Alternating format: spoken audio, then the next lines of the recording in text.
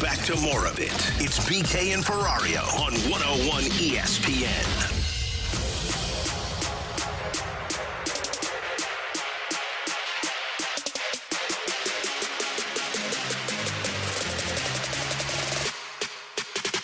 We're stepping into a new chapter of Cardinal baseball, and the people in that room, and I mean everybody, gets to play a part in defining that.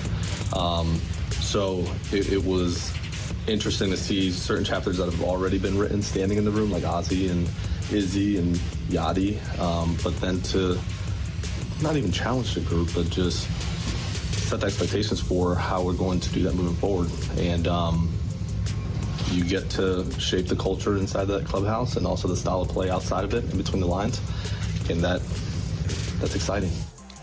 Alongside Tanner Hendrickson and Bradford Bruns, I'm Brandon Kiley. Good to be back here on BK and Ferrario. Alex out today. We're doing the musical chairs thing where I'm out for a week. Now he's out for a week. We'll all do the show together eventually again. Thank you all so very much for tuning in today. That audio was Ollie Marmol talking yesterday at Cardinals camp as the Cardinals have officially opened up spring training, which means a new year and new conversations about the direction that things are heading in. T-Bone, the Cardinals have already signaled, hey, Thomas Saggese is going to get opportunities in the outfield. Could be left, could be right, could be center. We don't know, but he's going to get opportunities out there. Love it. Experiment. This is the time to do it. Today, as most of the Cardinals catchers were going through their throwing program behind the plate, it was Ivan Herrera who, according to Jeff Jones, is going out to the outfield. Not because, they've banished him to the outfield once again. He's already been removed from catcher. No. My guess is this is probably one of those situations where he's coming off of an offseason surgery. They don't want him throwing every single day. There's no reason to do that, especially this early at camp. So he's going to get some work in the outfield, just routine fly balls. Again, as they should. Find out what he's capable of. The news last week, I don't know what you guys had to say about it, because frankly, I didn't listen to any of it. I was down at Disney World. J.J. Weatherholt at second, Nolan Gorman at third. That's the way they're starting up camp. Great. Guess what? They'll probably switch that up at some point, which is fine. In fact, that's good. They should be doing a lot of this in camp. T-Bone, for the first time in a really long time, the Cardinals are being proactive rather than reactive. They're finding out what players are capable of doing instead of needing to do so once we get into the regular season. We're not going to throw our catcher under the bus and move him to the outfield in May. We're not going to decide, you know what? We actually don't have enough outfielders that hit from the right side. Could Saggese do that? Could Fermin do that? We're not really sure. Hey, Nolan Gorman, we know it's been 5 months since you last took, a ground ball at third base. Can you do that? Oh, you can't. Literally, you cannot throw to first from third. All right, well, we're going to have to figure that out over the next 3 weeks during the regular season to see what exactly you're capable of doing.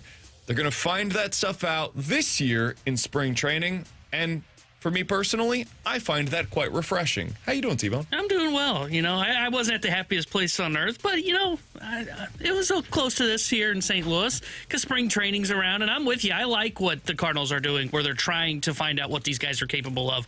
I love the fact that they're getting Thomas Saggese's rep in the outfield. One, because they probably need a left fielder going into opening day, and two, because it's like you said, I remember Tommy Edman where it was, okay, are we going to get Tommy Edman reps at shortstop? And then, bam, Tommy Edman's getting reps at shortstop in July because Paul DeYoung can't hit. And then it was, boy, we don't really have a center fielder. Can Tommy Edman do it? I don't know. We'll throw him out there and we'll find out if he can play center field rather than doing some of these experiments in spring training.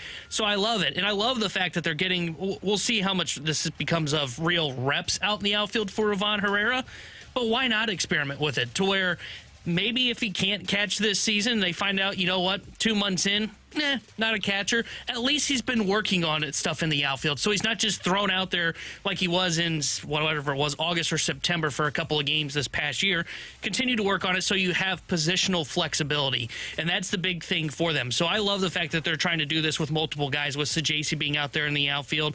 I know Gould reported yesterday, like, some in the organization think he can play center field. All right, let's find out in spring training if he can do it. Because I'd rather figure it out now than figure it out when you get to the regular season. And you know what? If you find out he can't and he's more to the corners, great. We know what we need. We need a backup center fielder. Nathan Church might be a guy that has a path to the roster. So I love what they're doing. I love the fact that they're trying to create positional flexibility for guys and figure out what they're capable of here in spring training. So I think the answer to the question that I'm about to ask may include Ivan Herrera, who is getting those opportunities right now in the outfield. But I heard Kyle Gibson. He's doing that Cardinals Territory podcast this year with Jim the Cat Hayes. They have Matt Holliday occasionally. Lance Lynn is on there with them.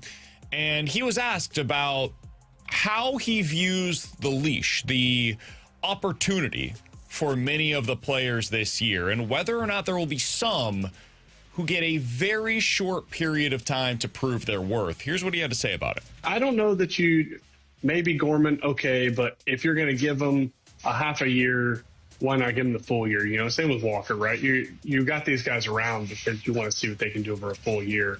I hate judging somebody on 2 months of a season because I've been that guy that has 2 months of a season and then 4 really good months. And had I been given up on after the first 2 months, then the rest of it wouldn't happen. You know, we're in this for 162 when you're in that locker room. It's something that I preached multiple times, you know, to young guys. It's like, hey, don't judge yourself on one start, 1 week, 2 weeks. Give yourself 162, and then when you get to the end, take a look back and see where you're at. I think that's one of the biggest benefits of the season that the Cardinals are about to endure. It's going to suck watching them lose a bunch of games. Like, that's not going to be fun for us as fans. But if you're a player and you put yourself into their mindset, especially the young guys, and there's a real opportunity here. And you don't feel like, I'm not sure when I walk into the clubhouse on a day-to-day basis where I'm going to be at in the lineup or if I'm going to be in the lineup. I remember in Colton Wong, the early portion of his career, he and Randall Grichuk ran into this a lot, where if they had a bad game, they would walk in the next day and they would feel uncertain. They felt like they were walking on eggshells on, man, I struck out twice yesterday. Am I even going to get into the lineup today? They just didn't know. And so they find themselves pressing a lot. And it led to some bad habits and some frustrations for everybody involved, players, fans, staff, everybody. And so this year, just to use them as an example, you're not going to have that. The guys know, okay, I'm going to be in the lineup. I'm going to be allowed to work through some of the struggles, especially for guys working through some adjustments at the plate. That's good. You get to see whether or not they're working for you in game. And over a longer period of time, you can trust that you'll have the opportunity to see everything through. Do you feel like, though, there are some players that have a short leash, T-Bone? And if so, who would you pinpoint as the guy with the shortest leash, rather, say that 10 times heading fast. into spring training? I think the guy with the shortest leash is potentially Jordan Walker, because you can look at his position and go, there's someone that's knocking on the door, and that is Joshua Baez, who's probably going to start the year out at AAA, which means he's a phone call away from being up here at the big leagues. And I think if you see that Walker's not hitting by the time we get to end of May, maybe when you start to get into mid-June, and Baez, if he's tearing the cover off the ball down in AAA, I could see where the Cardinals just say, man, we have done this experiment now for 4 years with Jordan Walker. It looks the exact same that it has. He's chasing that slider low and away. He's on the ground too much when it comes to swinging the bat. Maybe we consider bringing Baez up here and giving him a run at that spot. I think Walker's the one for me that would have the shortest leash. Now, some may counter and say, well, why not just wait till you potentially deal Nootbaar at the deadline? I'm not sure they may not deal Nootbaar at the deadline. Maybe he doesn't end up having the season where he brings his value up enough, so you just hang on to him. I think Walker's the one for me, because otherwise, like Gorman, I don't really know who would take his spot if he doesn't hit. You could argue like maybe you shift Weatherholt over there and maybe Seahawks goes to second base, but it's a little bit harder to find the spot for his replacement. For Walker, I can circle an outfielder that's in your minor leagues that was tearing the cover off the baseball last year that could take his spot if he doesn't show that his adjustments are working. And you named mine. It would be Gorman. because of the exact situation that you just listed there. Like early on, I think he's going to get an opportunity because Nootbaar is probably not going to be ready for opening day. Let's say it takes a month. Yeah. Well, that's your month. Find out where you're at the end of that month, and then somebody's going to lose playing time. There's really just no way around it. I mean, whether it's Gorman, Sajasi, Weatherholt, Nootbaar, one of these guys really can't be in the lineup every single day. So who's it going to be? Now they can rotate them around. There's still going to be opportunities. He's going to play one way or another. Yeah. But as an everyday starting third baseman or an everyday starting second baseman, that opportunity really just exists for him prior to the return of Lars Nootbaar, especially if Sajasi comes in. And I know a lot of people are just completely writing him off, which is fine. That's your prerogative. But I don't think that we should be so quick to do so. If Sajasi can come in and be a capable hitter as a average to above average guy at the plate, and then he goes in and shows slightly more defensively than a guy like Nolan Gorman, because I do think he's more athletic. I think he's a better base runner. He brings a lot to the table outside of just what he does at the plate. And you see Gorman strike out 35% of the time again? Guess what? Gorman's going back to the bench, and he'll be a guy that plays a couple of days a week instead of being slotted in 6 days a week. So I think there will be one player that ends up getting that short leash. Who is it? I can't think. It all depends on how they play. But the first guy that's most likely to lose those opportunities to me would be Nolan Gorman, because he's already seen so many of them. Yeah. And with Sajasi, we haven't seen the same amount of runway as we did for Nolan Gorman. And the other thing was Sajasi, too. Like, when I think of Nolan Gorman, and this is where I think it'll get interesting when Nootbaar comes back, to your point there. So Gorman's a fine defender at best, I think we can say. I think he's a little bit above average at second base, but if they're going to play him at the hot corner, I think my guess would be he's probably going to be about average. For Gorman, I think it's trying to prove not just that, hey, I am a big leaguer, but also that I can play a defensive position. Because if not, where Sajasi's really going to bring his value, I said yesterday, isn't so much with his bat. If he is a average or above average bat, I think that's a plus. I think it's the versatility that we're talking about by him going into the outfield, right? Like, he takes on the role of what Brendan Donovan / Tommy Edman had when they were in that super utility role. Where Sajasi one day, Weatherholt needs a day off. Okay, so we're going to put Sajasi at second base. Gorman's going to go DH today. Okay, well, Sajasi's going to the hot corner. Nootbaar's foot is hurting him or he needs a day off. Okay, well, boom, Sajasi's going out to left field. I think that's where he's going to really showcase his versatility. The other one that I wonder about is how long the leash is for Herrera behind the plate. Yeah. Because they've got a bunch of catching depth for guys that are viewed good defensively in Jimmy Crooks. Pedro Pajes is still here. If they're not liking the returns necessarily on what he's doing behind the plate, and you had mentioned this, I think, either on the show or on the Redbird Report, well, what if the pitching staff's starting to get tired of runners running wild on them after they give up a single or walk a guy? So it's automatically a double when those guys get on base. Do they start to turn a little bit on Herrera? And if that's the case, do the Cardinals have to yank that leash out and say, you know what, we're done with the catching experiment? In theory, we wanted to do it for 6 months. We're not able to because our pitching staff's not enjoying this, so we have to pull this out and put him at DH or in left field potentially. That's my big question with him, is how does it all work with the pitching staff? Because those are two things that, they go hand in hand. If the pitching staff ends up getting frustrated with what he's bringing to the plate, or what he's bringing behind the plate, rather, will they make that change sooner rather than later? It's an open-ended question, and that's going to be something that they start looking at in spring training. I don't think they will get all of their answers for that in spring. I think it will require probably 6 weeks or more going into the regular season before they're able to really say anything definitively. Alongside Tanner Hendrickson and Bradford Bruns, I'm Brandon Kiley. You've got BK and Ferrario here on 101 ESPN. If you guys would like to get involved in the show, the place to do so is 314-399-9646. That is the Air Comfort Service text line. You can watch us on YouTube. Get involved with the YouTube chat at youtube.com/101ESPN STL. That's where Big Illusion, Splashback Deuce, STL Chris, DJ Patty Cakes, Gator, and so many others are already joining as part of the graveyard chat. Did get this text from Mahomes Longbody. Welcome back, BK. I'm here for all of the stories from your vacation, mostly the horror stories, but really all of them. We have many. Luca, I'll just start out with the obvious. First of all, did great, all things considered. He's 2, and we went to Disney World, and it was very busy. I did not really foresee just how busy it would be on President's Day weekend. Apparently, we learned after we got there, one of the 3 busiest weekends of the year down at Disney World. So that was a surprise.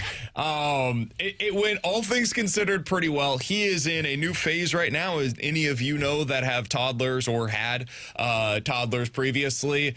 They go through all these different phases, right? And some of them are fun, some of them less so. Some of them can be quite aggravating, especially when you are out in public, because you the terrible twos. Yeah, you feel as though you're, I don't know, failing as a parent, I guess would be the best way to put it. He's in his I'm going to swing on you phase, which is a real thing. And kids go through it. And when you're at home, you know, you've got a lot of different things that you can do. You say, hey, I'm going to remove myself from the situation. You go over there. I want to just protect myself, whatever. Everybody handles it differently. But for us, that's one way we do it. When you're at Disney World and you're carrying a 2-year-old, there's really no way to do that. When you have thousands of people around you and your kid is just wailing on you.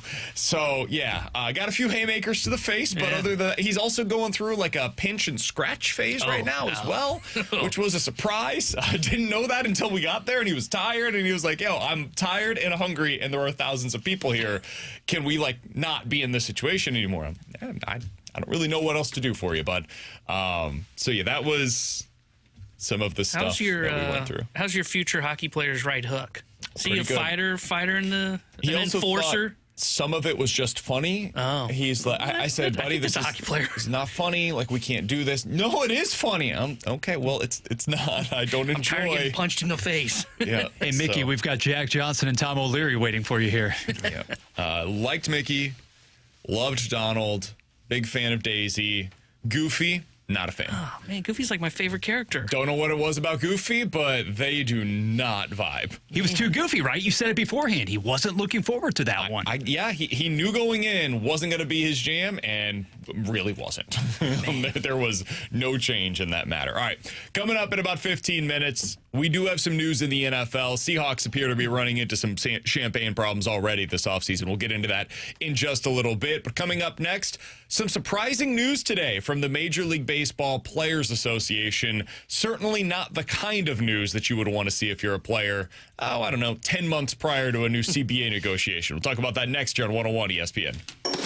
Missed the Blues game? Want to hear the highlights? Need player reaction? Want more analysis and opinion? It's all here on Curbside, your next day post-game podcast with the voice of the St. Louis Blues, Chris Kerber. Catch new episodes of Curbside every morning after every Blues game at 101ESPN.com or on the 101 mobile app. Curbside is presented by Bellman Automotive. For the best price on a new Buick, GMC, Chrysler, Dodge, Jeep, Ram, or a used vehicle, shop Bellman and Troy. Online at Bellman.com. You can't do better than Bellman.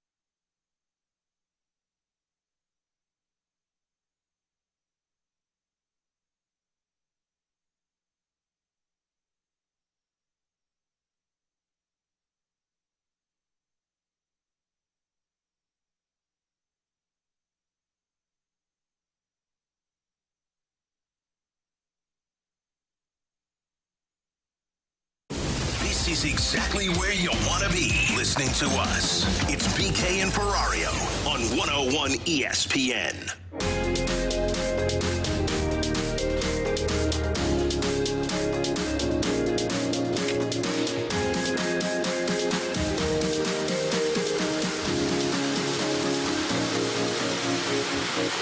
Alongside T-Bone and Bradford, I'm BK. We got some big news earlier today as we woke up. According to multiple reports, MLBPA Executive Director Tony Clark is resigning after some allegations of, what would you say, impropriety with the way that he was using his funds. He is being investigated by the New York area, the Eastern District of New York, for using licensing money or equity to enrich himself. Not what you want. Not probably what you should be doing if you're in charge of the Major League Baseball Players Association. All of this is alleged, but, he's leaving the MLBPA. So, yeah, there's that. He's in charge of this. He's the guy that was overseeing the labor negotiations with the owners and the Major League Baseball collective bargaining agreement ends 10 months from now. They are supposed to be beginning negotiations basically right now. Yeah, and they were supposed to start their tour with the teams. They were supposed to be at the Guardians camp today, and it got canceled. And instead, he's out. They now have this player executive committee that has 8 players on it, one of which is Marcus Semien, who was asked earlier today at Mets camp, hey, so you're learning your new team, your new organization. You got traded this offseason. You're trying to find your way. Oh, by the way, you weren't very good last year. And so you got to, get yourself back on track this upcoming season. You're getting older in age, trying to figure all this stuff out. Can you please answer for why your MLBPA executive just resigned? Ooh. And he's Tough year for Semien. Yeah, man, listen, I kind of know what you do. He's being investigated, and I guess he's gone now. So they've got to hire somebody to oversee these negotiations. There appears to be no clear indication on whether or not Bruce Meyer, the lawyer that's in charge of things for them, is going to be around after that hire is made or not. We don't know.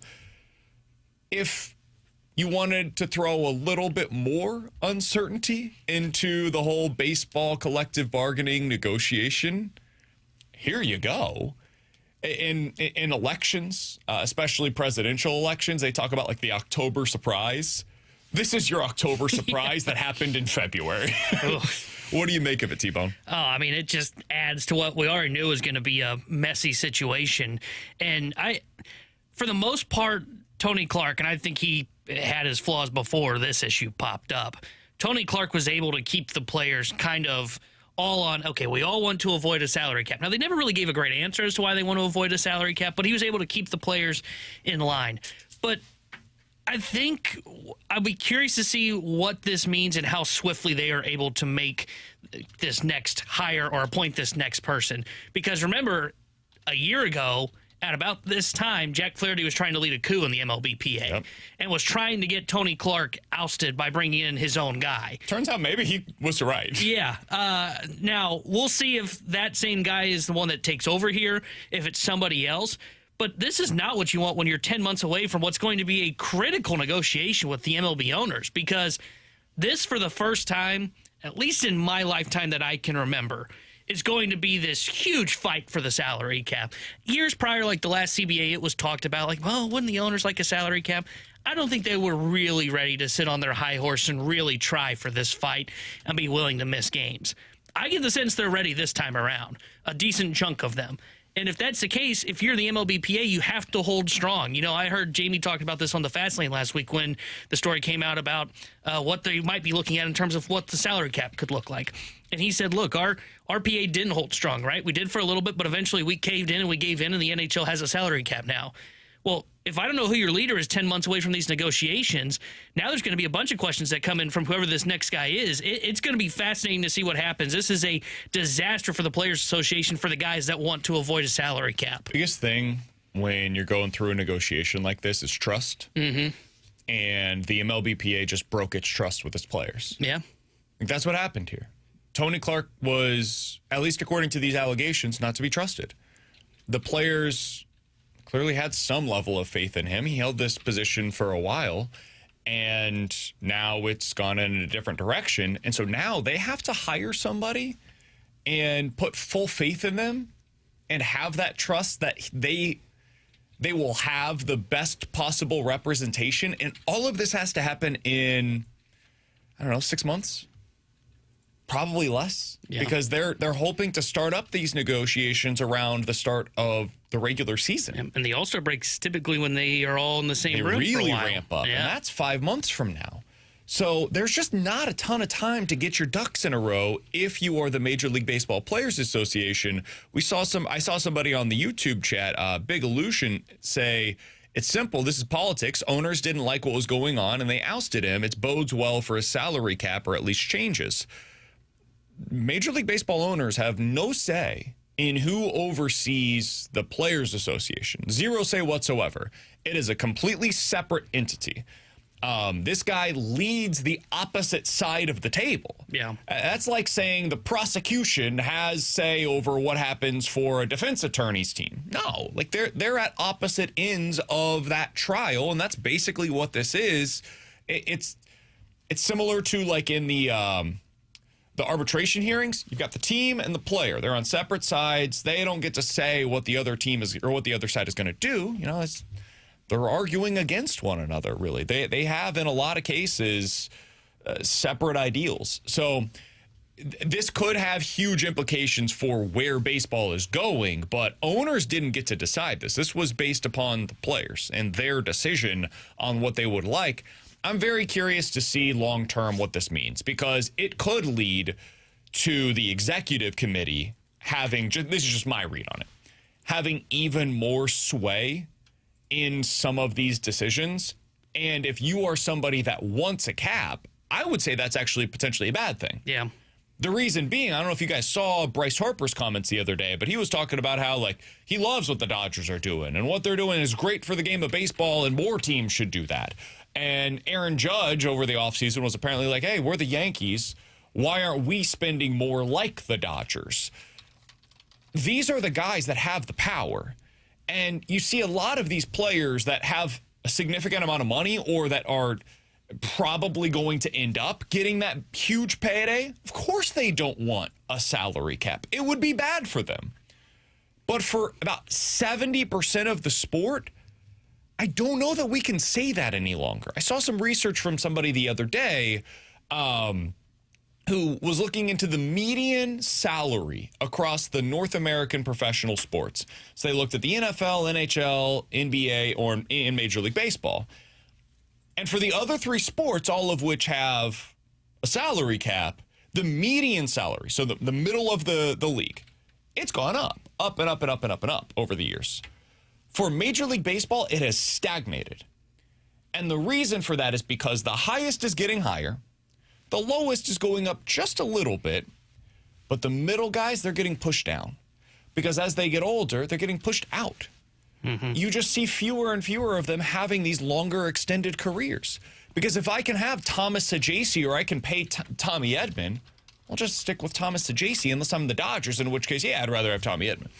Because he's better and more likely to have the same success year over year. But if you're the Cardinals, I'm paying 20% of the salary for 80% of the player. I would just rather have that guy. And they're representative of all of Major League Baseball. So that's a long-winded way of saying, I don't know where this is going, but it could have some serious ramifications for the actual negotiations if it leads to this executive committee of 8 players having even more sway with whoever the next Players Association boss is. Yeah, and the other thing, too, like you mentioned the trust factor, how trusting are you if it's someone that had been under the previous PA, sure, and Tony Clark, if it's one of his kind of lieutenants? If you're the Players Association, how much can you trust that guy? And that's not to say that the guy is tied up into the same thing that Tony Clark's being investigated for, but we just saw you couldn't trust Tony Clark, so why would I trust some of the guys that were like his second hands?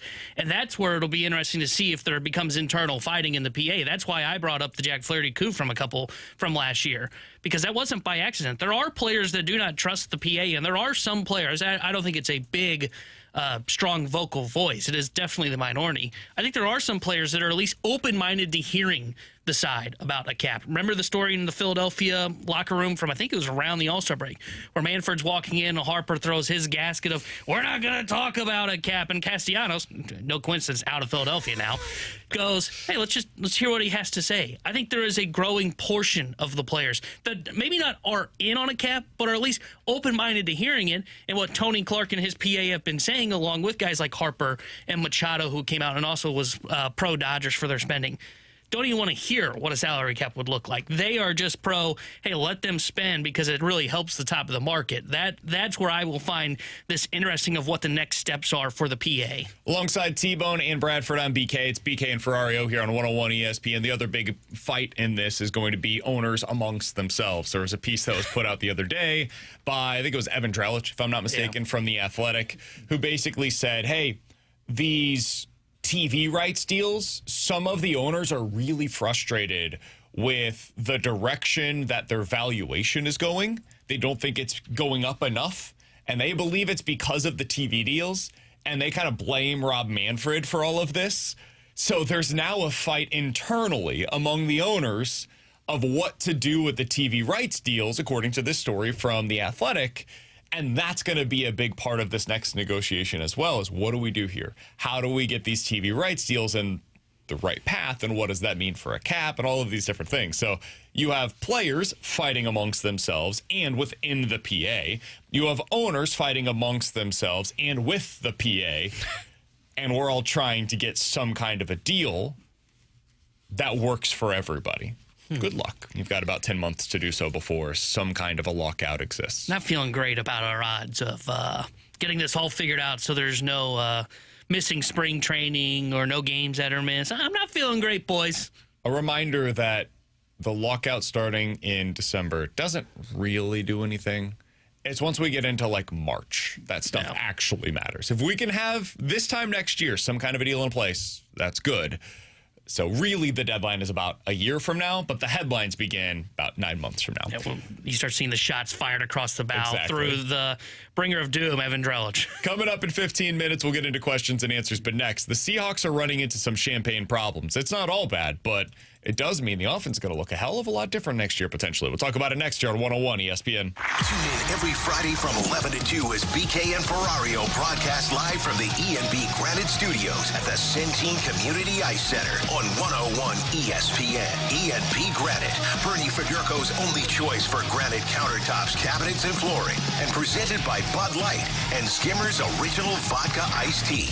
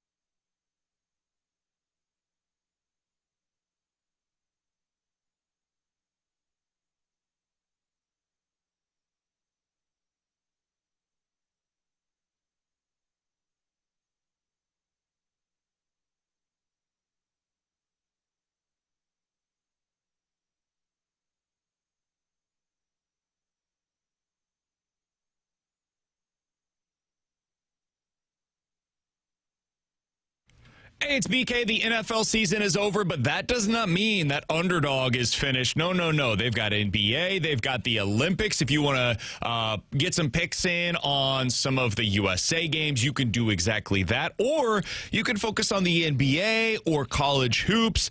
Right now, you can make entries and win money in the state of Missouri. Playing on Underdog is incredibly easy. Choose whether your favorite players are going higher or lower on some of their stats, like points, rebounds, steals, so much more. You get your entries right, you could win up to 5,000 times your cash.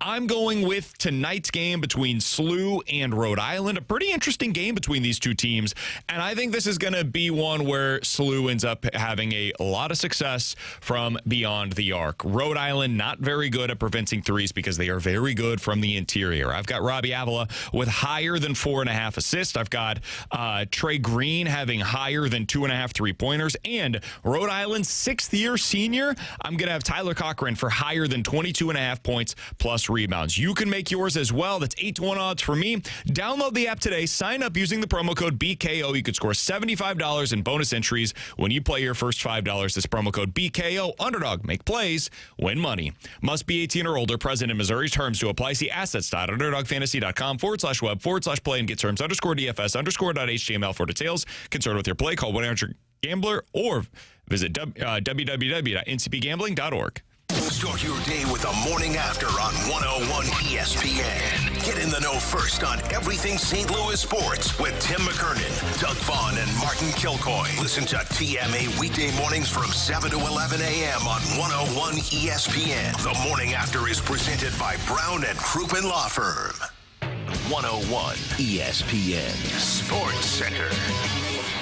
SLU outside Providence shortly. Good morning. I'm Bradford Bruns. Your Sports Center update is powered by Saliga Heating and Cooling. Number 18 St. Louis University will try to earn its 25th win this season when the program battles Rhode Island at 6 p.m. Archie Miller's Rams have dropped 2 straight. Last night, college hoops-wise, Iowa State rallied past second-ranked Houston 70-67, while Duke crushed Syracuse 101-64. Baseball, Cardinals claim righty Zach Kent off waivers from Texas. Designated infielder Brian Ramos for assignment. TMA visits with Tink Kentz and Kyle Leahy, among others, are now available online. Your Sports Center update was presented by Saliga Heating and Cooling, a Daikin heating and air conditioning dealer.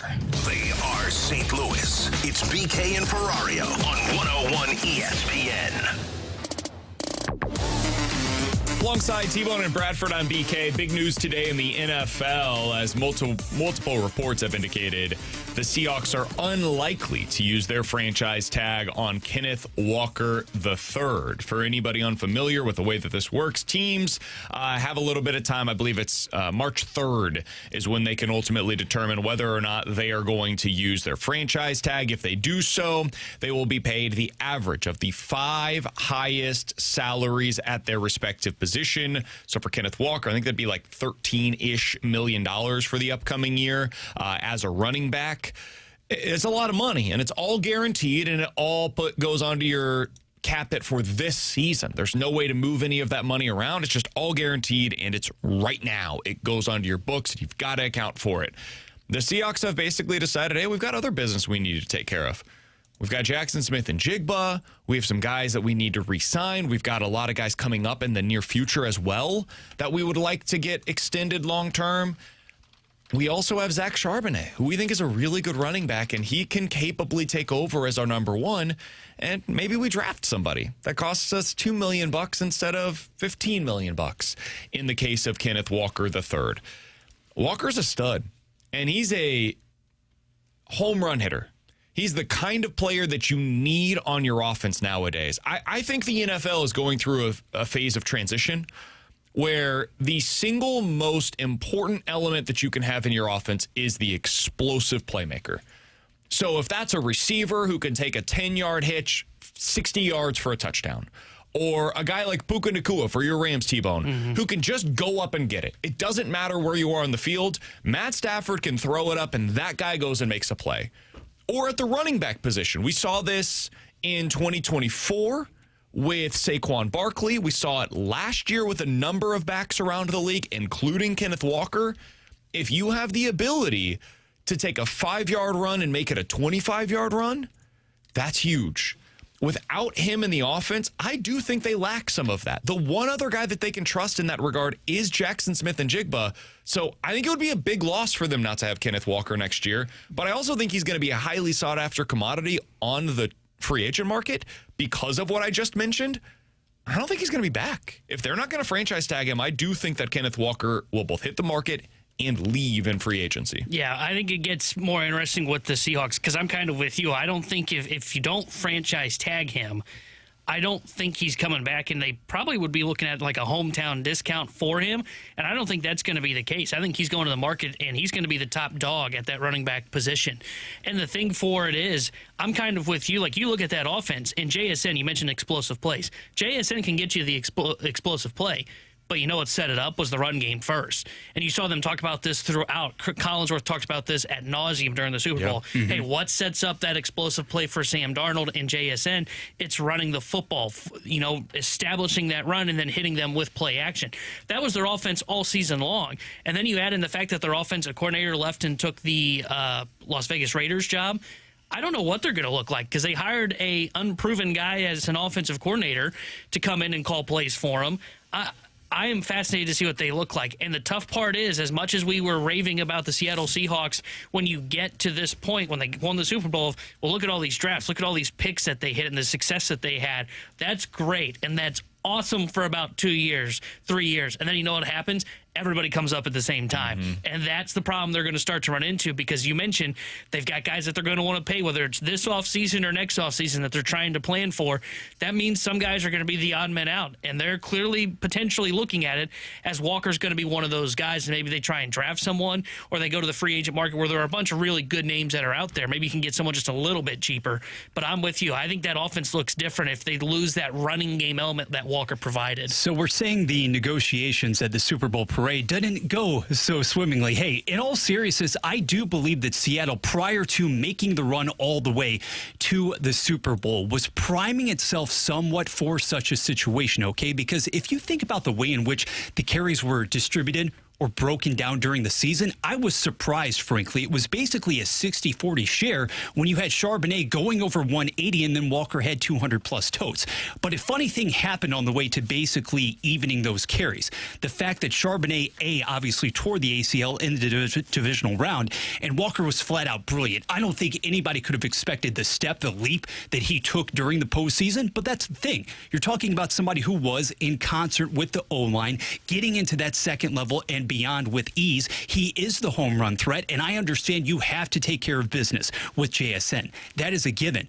But if that element were to be lost, and by all accounts, that's what's going to happen because John Schneider, simply put in Seattle, BK, he doesn't franchise tag players, especially at the running back position. Twice in his tenure, you've actually seen that. Once it was with a kicker back in 2010, Olindo Mare, and then, as you're well aware, 2019 with Frank Clark, and then you flip into the Kansas City Chiefs. So something has to give here. And despite how sensational Kenneth Walker III was in the postseason, it doesn't seem as if he's long for Seattle. Yeah, I think he's definitely headed elsewhere. And this is a really interesting running back market.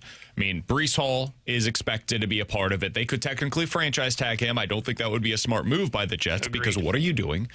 You need so much more. And having Breece Hall back as a 25-year-old running back, like, it just doesn't make a whole lot of sense to do so. Kenneth Walker now potentially going to be added to the mix. You've got Travis Etienne as well potentially out there. That's 3 really good running backs potentially on the market. Add in Tyler Algier, who I think if he is given a leading role, could be a really good player as well. Javonte Williams is a guy that's out there. Rico Dowdle has had some success in the past. Maybe somebody believes Isaiah Pacheco can turn it back around. I personally don't, but maybe you do. There's a lot of high-level running backs. I didn't even mention Rachaad White, who's shown some success, especially as a pass catcher coming out of the backfield. Teams that are legit contenders that need a running back, I think, this offseason include Washington, Denver, Houston, Kansas City, and potentially Dallas, depending on what they decide to do with Javonte Williams. Yeah. I think those guys that I just mentioned, you could basically just say, hey, it's a game of musical chairs. Those 4 or 5 backs will end up with those 4 or 5 teams in one way or another. I don't know who's going to sign who, But I do think that Walker will probably end up with one of Washington, Denver, Houston, Kansas City, or Dallas, if I had to guess on where he ends up. Same thing is true for Breece Hall, Rashad White, Javonte Williams, and probably Travis Etienne / who was the other one that I mentioned here? Tyler Algier. Those are the running backs that I think will end up probably in one of those spots. Somebody on the text line said, BK, do you think the Chiefs will have interest in Walker? I do. I think they're more likely to end up with somebody like Tyler Algier, though. Reason being, they just don't have a lot of money to spend. Don't want to spend at the top of the market. Yeah. So if they're going to end up spending on a wide receiver or a defensive end or safety or whatever else, they've got a lot of needs on that team. I don't know if you can reasonably expect them to spend $10 million a year on one of Breece Hall or Kenneth Walker or Travis Etienne. It just seems like a lot to me. So yeah. We'll see. Maybe the salaries are tamped down, though, because there are so many different players available. Well, and you've got to add in the fact that you've got a elite running back coming out of this class as well. I don't know that he ends up on any of these playoff teams that we were talking about there, but Jeremiah Love, is the other one that's going to be kind of in this realm for teams to look at too. Like, I mean, we had the conversation a couple weeks ago.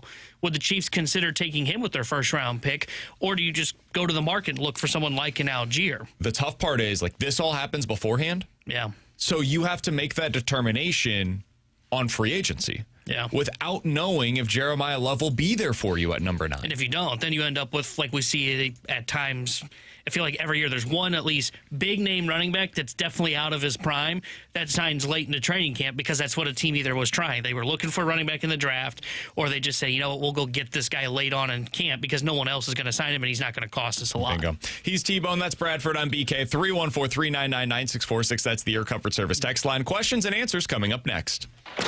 Jamie Rivers here, and it is time for a New Jersey giveaway. This month, we've got your shot to score an autographed Blues jersey signed by the captain, Braden Shen. It's the old Blues jersey, which is now the alternate jersey, and it is a beauty. Jamie's jersey giveaway is presented by St. Luke's, ranked number 3 in the nation for cardiovascular care by Modern Healthcare. Visit stlukes-stl.com.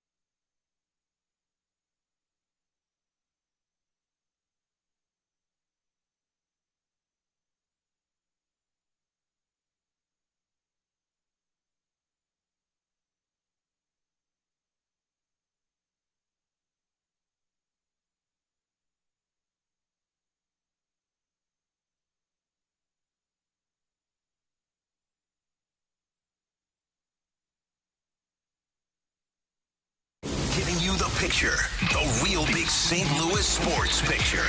It's BK and Ferrario on 101 ESPN. You've got questions, we may have the answers.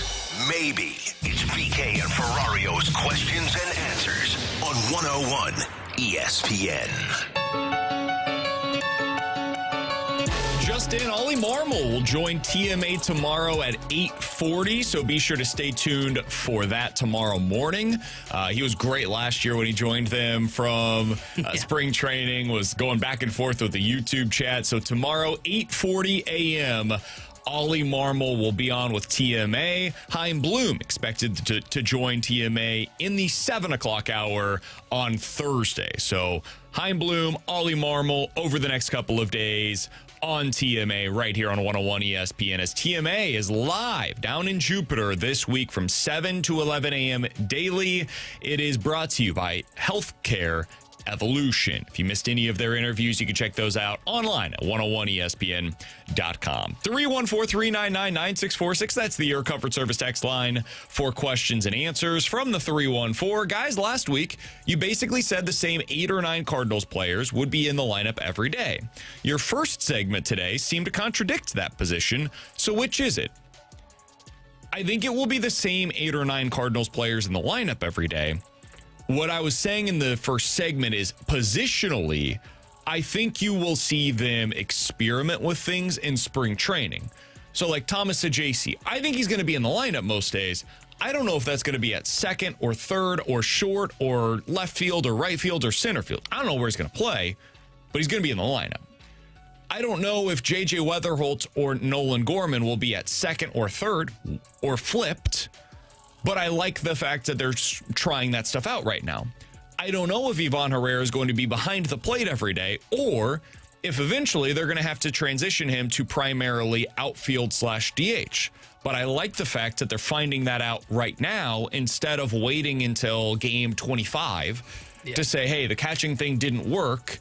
Let's go get you some work in the outfield and pregame warmups. So that's why I like the way they're going about this. But yeah, I think it's going to be roughly the same 8 or 9 players in the lineup most days this year, because I don't think they have a ton more options than that. Yeah, I agree. And I think I think you can write in pen these names for the lineup, just figure out the position. Herrera, Burleson, Weatherholt, Wynn, Gorman, Nootbaar when healthy, Scott, Walker, and then probably Sajaci. Sajaci's the one that I wouldn't write Justin Penn yet, but I think they're leaning that way. And then the reason I said the just leave the position blank, Sajaci I think is going to be the super utility guy this year. So when Gorman needs a day off at third base, boom, Sajaci goes there. Weatherholt needs a day off, is going to happen. You put Sajaci at second base. Maybe he starts in left field when Nootbaar's out potentially during opening day. I think it's going to be the same 9 guys, but they may just be moving positions around a little bit. 314-399-9646 is the Air Comfort Service text line for questions and answers. This is an interesting question from the 314. If Kyrou was on another team and the Blues were trying to trade for him, who do you think they would have to give up in order to acquire him? Ooh. That's a fun one. Haven't really spent any amount of time thinking about it prior to the question. I think the asking price would start with Jake Neighbors. Beyond that, guess it depends. Like if the team was in the situation, let's just imagine that the Blues are trading with a team that's in the blue situation right now, where they're looking for future players, but not necessarily draft picks so much. Jake Neighbors, I think, would be an appealing asset. I think Dylan Holloway would be an appealing asset. Would be. Snuggie, Dvorsky would be appealing assets.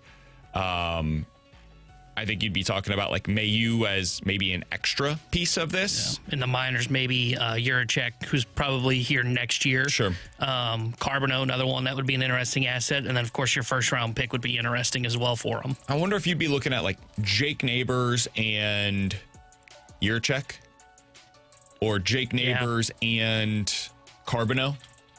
Probably. And maybe a pick. Because I don't, like, Neighbors wouldn't be, he would be, I wouldn't call him the headliner. To me, he's like the second piece of the deal, because I think teams would much rather have Carbonneau or Juracek than Neighbors because of the upside. I think you're underselling Neighbors. I think the upside's bigger than Neighbors. That's why I would say that. Like, I think that's what you'd be shooting for, is upside in that kind of a trade. True or false? We think Jake Neighbors is a future captain of the Blues. True. But, like, I think he's a 20-goal scorer that's, 50, 60 points. Pretty good player. But I'm saying when I say upside, like, Juracek could be like a number one defenseman on your right side. And I would value that guy more than Neighbors. That's what I'm getting at. I agree. I'm not sure that they get a Yuracek. Maybe. I think that's what they'd be targeting, though. Because I think that's like when we're talking about like what the Blues want for Kyrou, I don't think we would just settle on a Jake Neighbors type and then like a pick. I think we're talking about a high upside prospect as well. That's what makes the trade so hard, though, is they might have to. Yeah, that's the question I presented to Alex yesterday. What if people call your bluff if you're Army/Steen and say, no, we're not going to do this. And yet we're talking here in St. Louis about, well, don't you need to move a member of the core? The Blues may ultimately say no. Yeah. It's a tough situation to be in because if you feel the need to move on from them, why would teams offer you the world for them? Exactly. I'm not I don't need to get Jordan Kyrou. I could trade for somebody else. There's going to be other alternatives out there. They might not be as good as Jordan Kyrou and might not be locked in for as long as Jordan Kyrou is, but the asking price will also be less than what it is for Kyrou. So it's a tough spot. All right, 314-399-9646 is the Air Comfort Service text line from the 636. Would a good compromise for Major League Baseball be a cap, but players get to free agency significantly sooner? I think the arbitration process is definitely something that will have to change if they go to a cap system. The entire construct of baseball would have to change. Yeah. Like you would have different entry-level deals. I do wonder if internationally, instead of the free agency period that you see right now where they get these huge bonus pools, I wonder if it would be a draft that is international now to tamp down those dollar figures. There'd just be a really significant change in the landscape of the way that everything is structured. And all of that presents potential pitfalls in a negotiation. Every single aspect of what we just talked about there has to be negotiated, and that takes time. Yeah, I think if they do it, one thing they would probably try to do, I think it's two things the players would shoot for in this. One, they'd probably get rid of the qualifying offer because that we've seen that as that can drag down a guy. Look at Zach Gallen. Gallen never had a market this year. That's why he did re-sign basically for the qualifying offer with Arizona. And I think they would cut it down from 6 years to 5 years. Get rid of one of those pre-arb years. And then you go 2 years where you're on, where basically the team dictates your salary, kind of where I think Wynn's at right now. And then 3 years of arbitration. I think that's what the players would shoot for. But you're right. You'd have to change everything because, like last week, we were still getting arbitration cases settled. Well, how am I supposed to plan on my cap if I'm still waiting to find out if this guy's making, 4.25 versus 3.5 million? I think it would have to be similar to what you see in other sports. Every other sport, you don't really have this same process other than the NHL. NHL has some of the arbitration, but maybe you go to RFAs rather than the ARB system. Yeah. And that's where the ARB system takes place for the NHL is after they get to restricted free agency. So I think you'd see more like the NFL where when you are drafted, you have 4 years. And if you're a first-round pick, you get the fifth-year option. But other than that, it's pretty cut and dry. This is what your salary will be slotted based on where you're drafted. Hell, that's what draft picks, their bonuses are slotted. Yeah. Now, instead of it just being the bonus, it would be your salary for the first 4 years is also slotted. What'll make it hard, though, is like how do you do that with guys that are in the minors? Because like baseball players take, 2 or 3 years in the minor leagues to develop. I guess you do like entry-level contracts like the NHL. I guess that's the way you'd have to do it. Correct. But like the thing that's different about it is like NHL, those guys start, in juniors, and then they don't start the entry-level contract till ever they turn pro. So I don't make know. a different amount when you're down in the minors than you do in the NHL. Yeah. That's what the case is for them, and it would have to be the case for minor league baseball players as well. Once you get to the major leagues, that's when your contract starts to accrue. Yeah. Yeah, I guess that's the thing that had to change as well. I'm cool with keeping the ARB system, but it just has to go quicker. I don't think they can do that, though, with the cap. It would be really, really hard to plan your cap for future years. I think, well, that's true. I mean, they've got a decent idea of where a guy's going to be. It's real. I mean, sometimes, though, like guys spike significantly. Yeah, especially if a guy like emerges like Skubal, for example. Yeah. Yeah, so you're probably right. And 1 year you could be 10 and the next year you're 20, and that's a big change, man. And that's a lot of money to get rid of on the cap, too. Yeah, you're probably right. That's a huge deal. Yeah, you'd have to get rid of it, probably. Yeah, there's a lot that has to take place in these negotiations. No wonder why we're not before playing you even get to the cap. Yeah. Whew, no wonder why we're not playing in 2027. We got a lot of work to figure out. By the way, we don't know what the revenues are, and they can't even agree with that. That's true. So before you get to any of this other stuff, what are the revenue streams? How much of that comes to the players? Yeah. Coming up in 15 minutes, we'll get into Bet It or Forget It. But next, the situation with Yadi feels different this time around. Are you guys feeling that way, though? We'll talk about it next year on 101 ESPN. Tune in all week as the morning after broadcast live from Cardinals spring training in Jupiter, Florida. Tim, Doug, Martin, and Jackson are talking with players and coaches and keeping you up to date on all things Redbirds and Roger Dean Stadium. Don't miss TMA live from spring training all week. Brought to you by Healthcare Evolution. Injury happens, regeneration works. Same-day pain relief at healthcareevolution.com.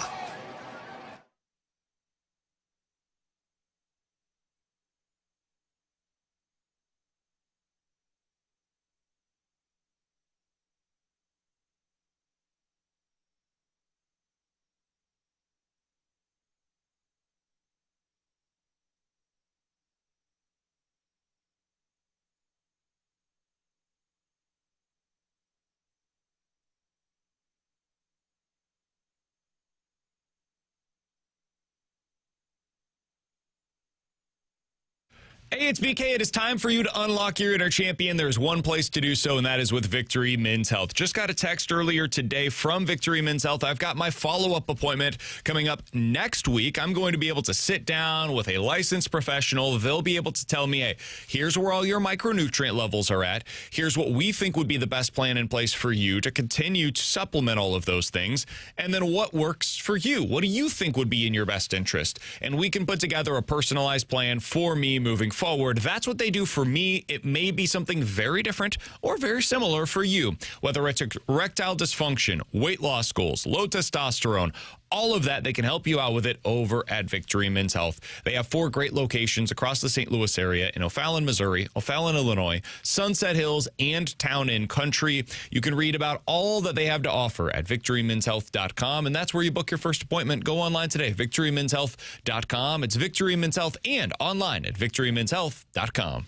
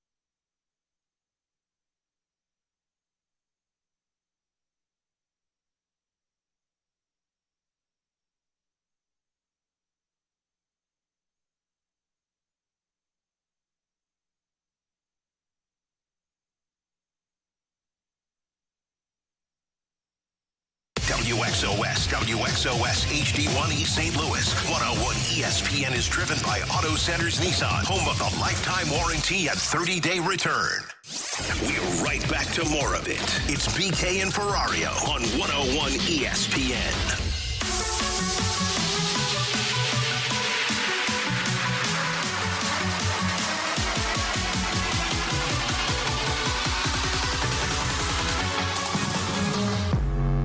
Alongside T-Bone and Bradford on BK. So I saw the tweets yesterday. All the videos, pictures. Yadi Molina has reported to Cardinals camp.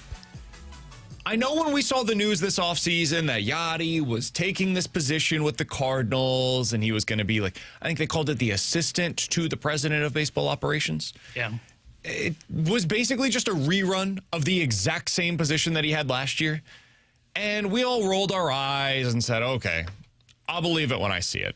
I've heard this story for like 3 or 4 consecutive off seasons, it's always the same thing. They announce it.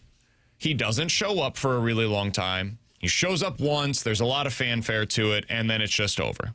And then we do the same song and dance in the offseason of, hey, Yadi wants to coach. Yadi wants to manage. Is he going to be the manager here? And we just have recycled these same storylines verbatim for years. For the first time, it feels different to me, T-Bone. Because he not only showed up, he showed up immediately. When the players arrived, Yadi arrived.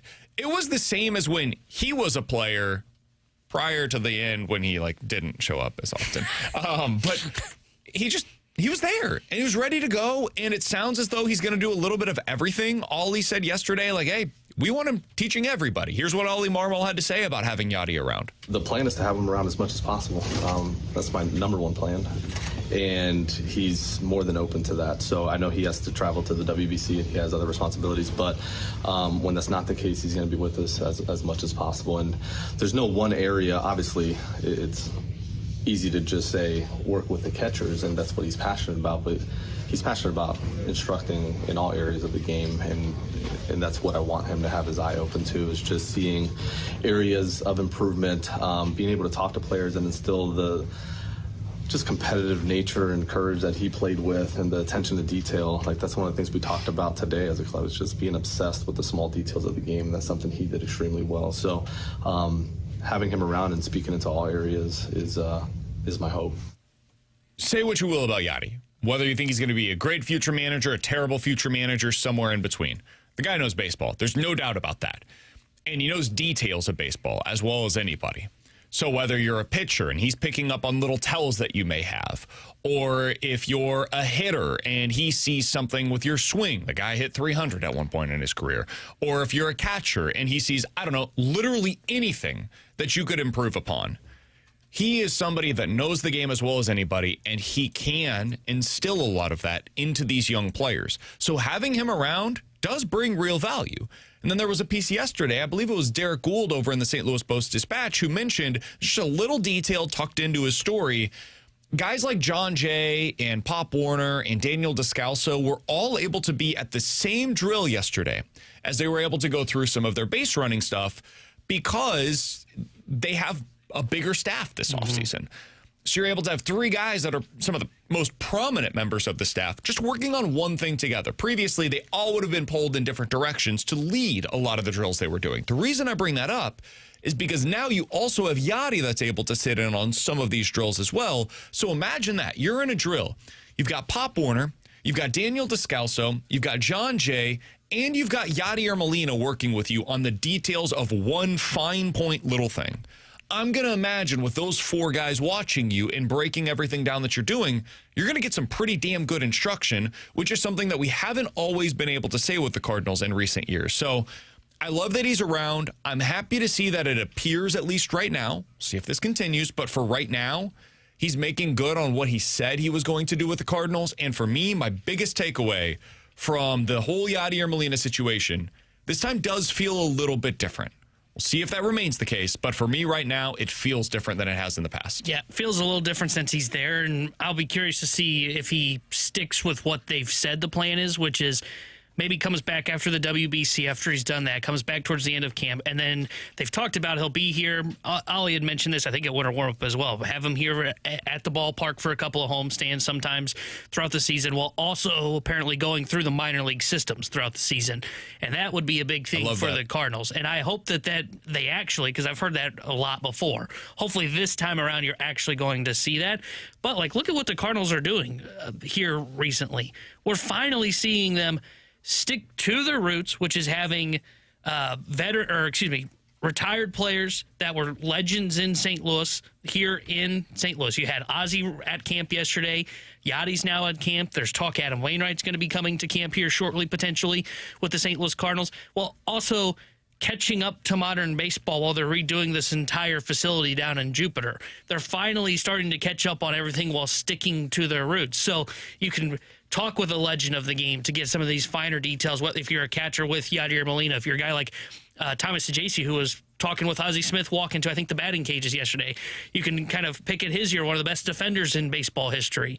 And then also you still have, if you want it, okay, what does it look like when the ball is coming off my bat? Because we've got all these new metrics down here at Jupiter that are available to me. They're finally starting to stick to their roots, but also catch up in modern baseball by upgrading this facility. They're going in the right direction finally. And listen, this is not like a let's talk about how great Ollie Marmol is segment. But last year, or maybe it was a couple of years ago now, I forget on the exact timeline of it, but he's told this story publicly where, hey, he talks to some of the people in their baseball ops department of, hey, our defensive metrics just I don't understand it. What's going on defensively for us?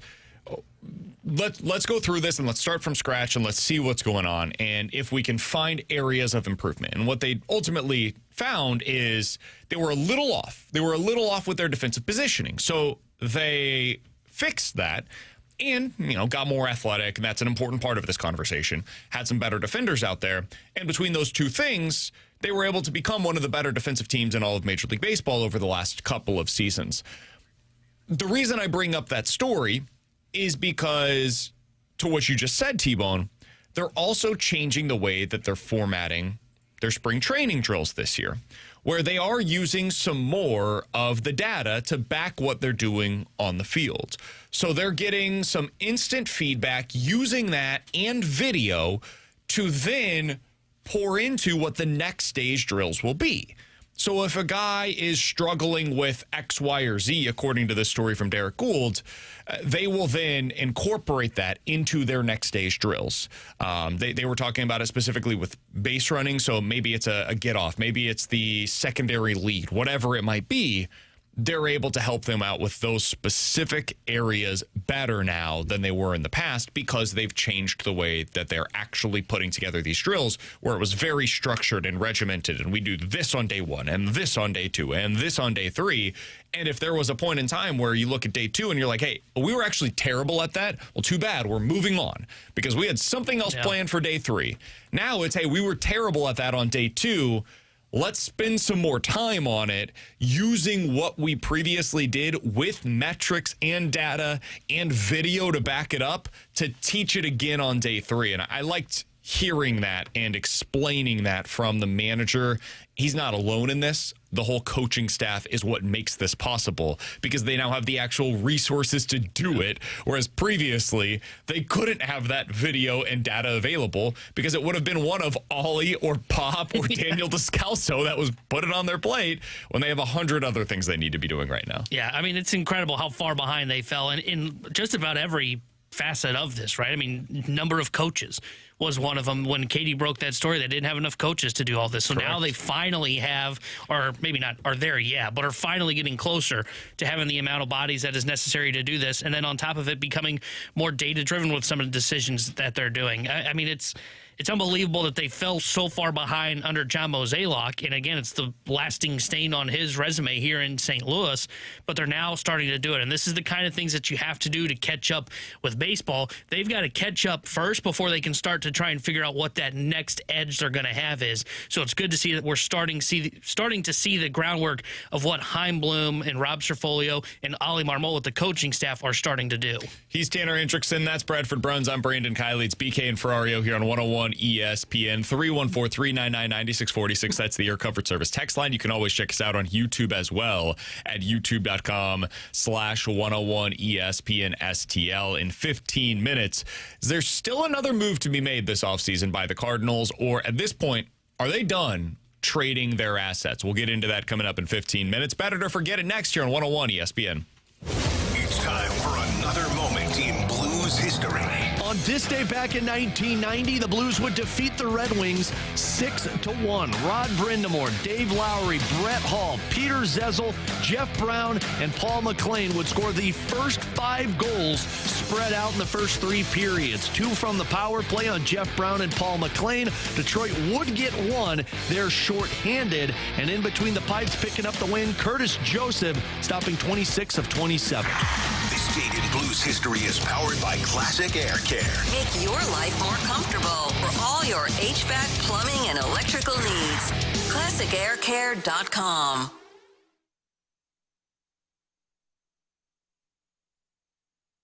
Ready to ramp up the excitement, golf fans? BetMGM is making your next golf tournament winner bets even better with Second Chance. What second chance?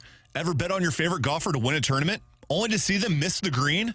Well, with BetMGM's second chance promotion, you'll get your stake back in cash if your tournament winner bet finishes in second instead. That's right. Simply bet on any player to win a scheduled golf tournament during a professional week. If you're right, you win. But if your pick finishes in second instead of first, you get your stake back in cash.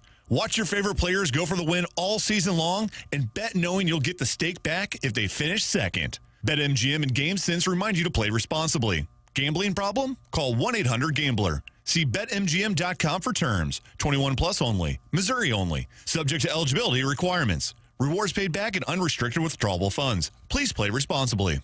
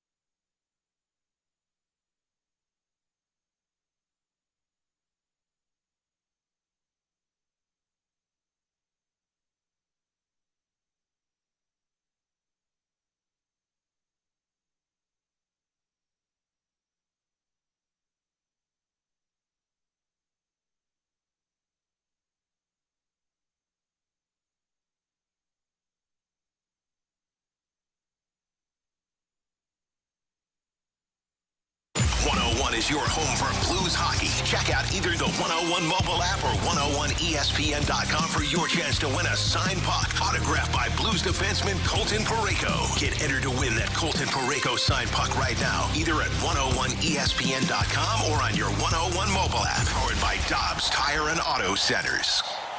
This is exactly where you want to be, listening to us. It's BK and Ferrario on 101 ESPN. Vegas sets them up, and we're here to make the call. It's BK and Ferrario's Bet It or Forget It on 101 ESPN.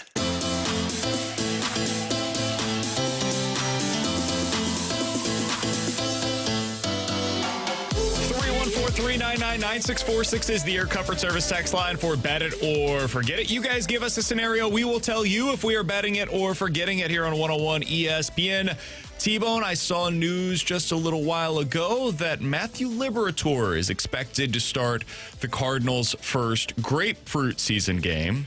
Bet it or forget it, Matthew Liberatore will also start the Cardinals' opening day game this year.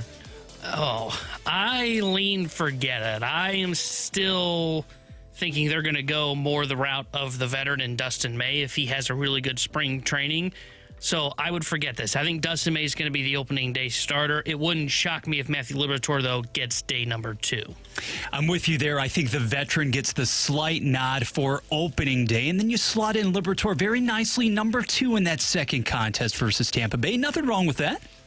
I'm going to say bet it because if I'm not mistaken, I think he has the most starts with the Cardinals, I would imagine, Boy, what a of sad any statement that player is. currently in the rotation. And he was also, better last year than Dustin May. So when you think about longevity with the team and not necessarily pedigree, but recent success, I would lean Matthew Liberatore. So I'll go ahead and give him that nod. I'm not telling you it's particularly inspiring, but I'll go Matthew Liberatore as the opening day starter. 53 career starts. Go for it. Do it. Wow, what a Do it. what a weird year this is gonna feel like. I don't know how you would look this up. I would have to imagine that's, if not the lowest, among the lowest career starts ever to start an opening day for the Cardinals. Yeah, I'd have to think so, especially because you think like Gibson did it for a long time, way back when. Waino, Carpenter. Yeah, it's been a while since it's been someone like that. Guys, bet it or forget it. Thomas Saggese will get at least 40 games in the outfield this season. 40's a lot. Can I ask a follow-up? Sure. You said 40 games, not 40 starts, right? Yes. Bet it.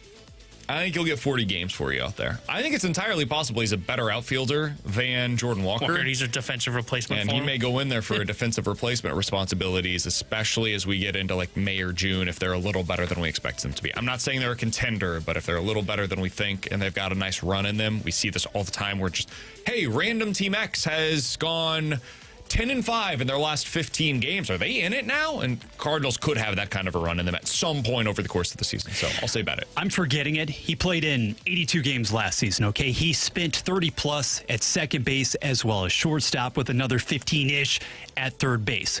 I'm forgetting this one because I think he is going to be more needed. It's going to be more necessary to once again plug him in around the infield. So in the outfield, no, it's going to be nice during the spring to expand that skill set further. But no, I can't take this one. I think I would bet it too because of what BK said. I could see where if he is good at this, he becomes a defensive replacement potentially. And if you deal with any injuries, and we don't know how long Nootbaar could potentially miss, if you deal with any injuries in the outfield, I could see where he just slots out there, right? Rather than going with, Walker, I don't know, say he pulls a hamstring, for example. Well, rather than going like Nathan Church in right field for that duration, they just throw Thomas Saggese out there. And now you just figure, okay, well, now we get him more reps, and it's just in a different position. So I would bet this. I think he gets at least 40 games in the outfield. Not starts, but games in the outfield. By the way, I was wrong. Matthew Liberatore does not have the most starts among the Cardinals' current starters. Andre Pallante does. Pallante has 61 career starts with the Cardinals. Matthew Liberatore with 53 career starts in a Cardinals uniform. I'm actually surprised Pallante has more. Pallante has 169 career appearances with the Cardinals. Libby, 120 career appearances with the Cardinals. I guess I should have known that because he got here sooner, if I'm not mistaken. And he hasn't spent time in the minors over the last few years, really. It's a very brief stretch of time, but for the most part, he's spent all of his time at the big leagues, whereas Libby had a decent amount of time that he would come up, then go back down, up and back down. Bradford? Let's stay with baseball, guys, albeit on the junior circuit. The Minnesota Twins, among those teams not having a great time at the beginning of spring training. Ace Pablo Lopez has a UCL tear, in all likelihood will require season-ending surgery. Really had a number of different stints last year on the injured list as well, but bet it or forget it. Minnesota, not the Chicago White Sox, will ultimately finish in the basement of the AL Central this season. Forget it. They've got too many solid players, if nothing else, and the White Sox are just bad. They're just bad. So I'll forget this, but I will be very curious to see what they decide to do with some of the pieces they have on their roster. Yep. Like Joe Ryan, Bailey Olber. Are they considering making moves on a couple of those starters that are now into their early 30s? Is that something they would consider? Yeah, I would forget this as well because I think the White Sox are a just worse team. And like the Twins, as BK said, when they're healthy, they've still got some decent pieces, especially position player Buxton would be one. Joe Ryan, by the way, in their rotation is a stud. If Ryan became available at the deadline, do you think the Cardinals, even if they were sellers themselves, would be calling on him? No, too old. He's 30. I want him so bad. I love Joe Ryan. I think he's a really good pitcher, but I think you're just looking to develop the next Joe Ryan more than you are to acquire the current version of Joe Ryan. I have Senga that hits and Doyle that hits, and I have Joe Ryan, I've got a three-headed monster. Now, I don't know what my position players look like, but at least I've got the pitching that can help boost a team and lift up its floor. The problem is I think they would be looking to acquire somebody like a Jurangelo Senga in such a deal. Yeah. So you probably don't have Senga in that scenario. I'm actually going to bet this I'll one. give up on my hope for Joe Ryan. I want to have some fun. If nothing else, I think the White Sox will be a little more fun. Look, Minnesota, we understood last season, sold off the vast majority of its parts. Show me that Byron Buxton will have a second straight largely healthy season. I don't like the rest of the lineup. Honestly, aside from a couple of pitching components, I think Minnesota could be colossally bad. No joke. 314-399-9646. That's the Air Comfort Service text line for Bet It or Forget It. You guys give us a scenario. We will tell you if we are betting it or forgetting it here on 101 ESPN. From the 636, guys, Bet It or Forget It. Team USA will not play Canada for the gold medal game because they will lose to Sweden. Bet it or forget it. Team USA loses to Sweden. I'll forget this. I still think they're getting to the gold medal game. Sweden had the one loss during the prelims, which is why they had to go play today. I don't think they're losing to Sweden. I know the U.S. hasn't been as dominant as Canada, but I think they're going to take care of business, and they'll lose to Canada in the gold medal game. Yeah, I'm forgetting this one as well. What has been the biggest problem so far for Team USA on the men's side? The inability to get off to anything remotely resembling a fast start. I think that changes, quite honestly, against Sweden. You conquer some of those early issues in the first period, you'll see the A game to advance to the gold medal contest. Forget it. This is ridiculous. 314-399-9646. That's the Air Comfort Service text line. Concise. For Bet It or Forget It. Guys, bet it or forget it. The Cardinals will not have a single starter that gets to 10 wins. Ooh. Gray's the only one who did it last year, right? No one surprised. I think they had a couple that were close, if I remember correctly. How many games did Michael McGreevy win last year? He won 8. Okay. Him, Liberatore, and Michaelis were tied for second on the team in wins with 8. That's amazing. Gray had 14. Michael McGreevy was second on the team in wins. That's amazing. I'll say forget it. I think somebody will at least get 10. Yeah, I would forget too, because I would circle Michael McGreevy as that guy. I mean, he had 8 and 16 starts. The other guys, Liberatore had 29, Michaelis had 31, and Gray had 14 wins and 32 starts. I think McGreevy will lead the team in innings, and by doing that, he puts himself at least in the fight for a win on most starts. I would say forget this. I think he would be the one that I would lock in for 10. I don't know about the other guys. Maybe. That is just a flat-out depressing scenario. Yeah. I will forget this one. Hey, last season, Liberatore had 6 later in June. I think you see improvement in that capacity as far as stockpiling innings, being able to actually get through the wear and tear of this season. Another as a starter. I like him in addition to McGreevy, or may go with 2. Be optimistic. From the 314, guys, bet it or forget it, by opening day of 2028, so 2 years from now, only 5 position players will still be in the starting lineup. So you'll have at least 4 new starting position players. I love this question because I've been thinking of this a lot the last couple of days by hearing all the hoorah that's going on down at camp. Most of these guys will not be here when they are exiting this retool. I think because Herrera you see will. A lot of changes. Burleson will. Wynn will. Weatherholtz will. I like the number they put it at 5. I would probably set it at 4.5. Mm-hmm. So I'll say bet it. I do think they'll have at least 4 new faces because after Herrera, Burleson, Wynn, Weatherholtz, now you have to make some decisions on who the others are going to be. And I wouldn't bet on Walker. Scott's iffy. If Scott he's got a chance. If he can just be I don't think he has to be league average because his defense is so good. If he can be 10% below league average, he's got a chance to do it. But I would bet this as well. I think you're going to see 4 new faces, and some of that could be coming from the minors, some of that could be coming externally. How many starters that are in the rotation today will be in the rotation in 2028? Is it over 2? If I set the over-under at 2.5, are you going over or under? Let's see. May would not be. Libby, I would lean no. Palante, hell no. McGreevy? Yes. He's one I think would be. I agree. Leahy? I don't know on Leahy. I'd say no. I'd say it's probably McGreevy and maybe one other name. Dobbins or Fitz. Maybe Leahy. So I would say if you set it at 2.5, I would take under. Because I think you got Doyle, Senja, and then I love some of the depth pieces that are coming. Matthews, Motts. I know he's hurt now, but that Henderson cat they really like. Jerpy's coming back. And then you can add someone externally. Yeah, I would take the under at 2.5. Smart plays under because even if May were to hit, you're going to flip him and maximize your assets. Exactly. Speaking of moves by the Cardinals, there's still another one to be made prior to the end of spring training. We'll talk about that next here on BK and Ferrario. 101 ESPN is powered by Kaufman Townsley, St. Louis's injury lawyers. Call 314-777-7777. That's 314-777-7777. 101 ESPN has your shot to score a 4-pack of passes to the St. Louis Boat and Fishing Show, taking place Friday, February 20th through Sunday, February 22nd at the Americas Center. It's a great time for the whole family, including the Bobbers in a Boat giveaway, where you can guess the number of bobbers for your chance to win a huge prize. Find all the info and your chance to win free passes for the St. Louis Boat and Fishing Show, February 20th through the 22nd, right now at 101ESPN.com or on your 101 app.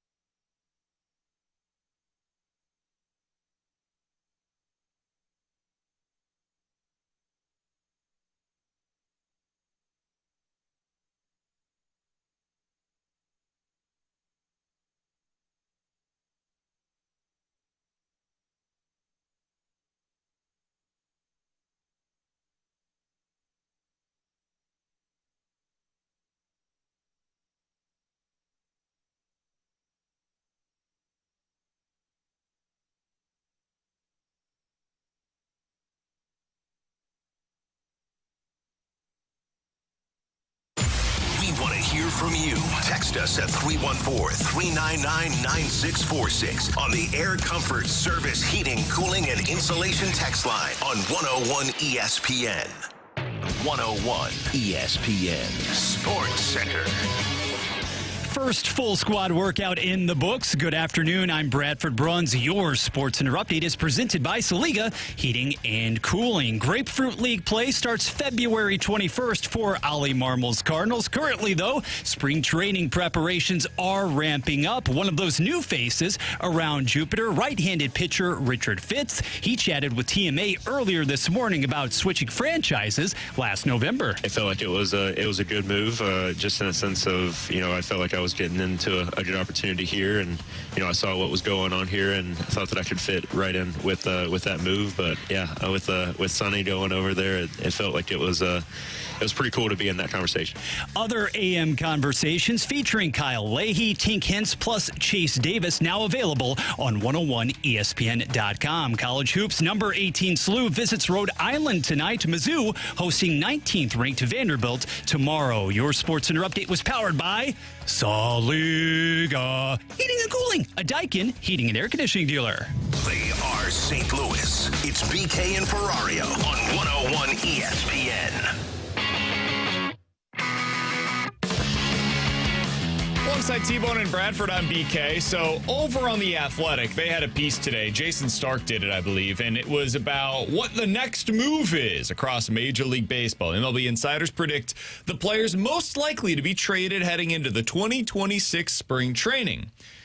And among those players were C.J. Abrams, Sandy Alcantara, Isaac Paredes, Tarek Skubal, Joe Ryan, who we mentioned just a little bit ago, and Chris Bubich, all of whom have been talked about in some way or another this offseason. There's one other that I didn't mention, though, and that was Lars Nootbaar.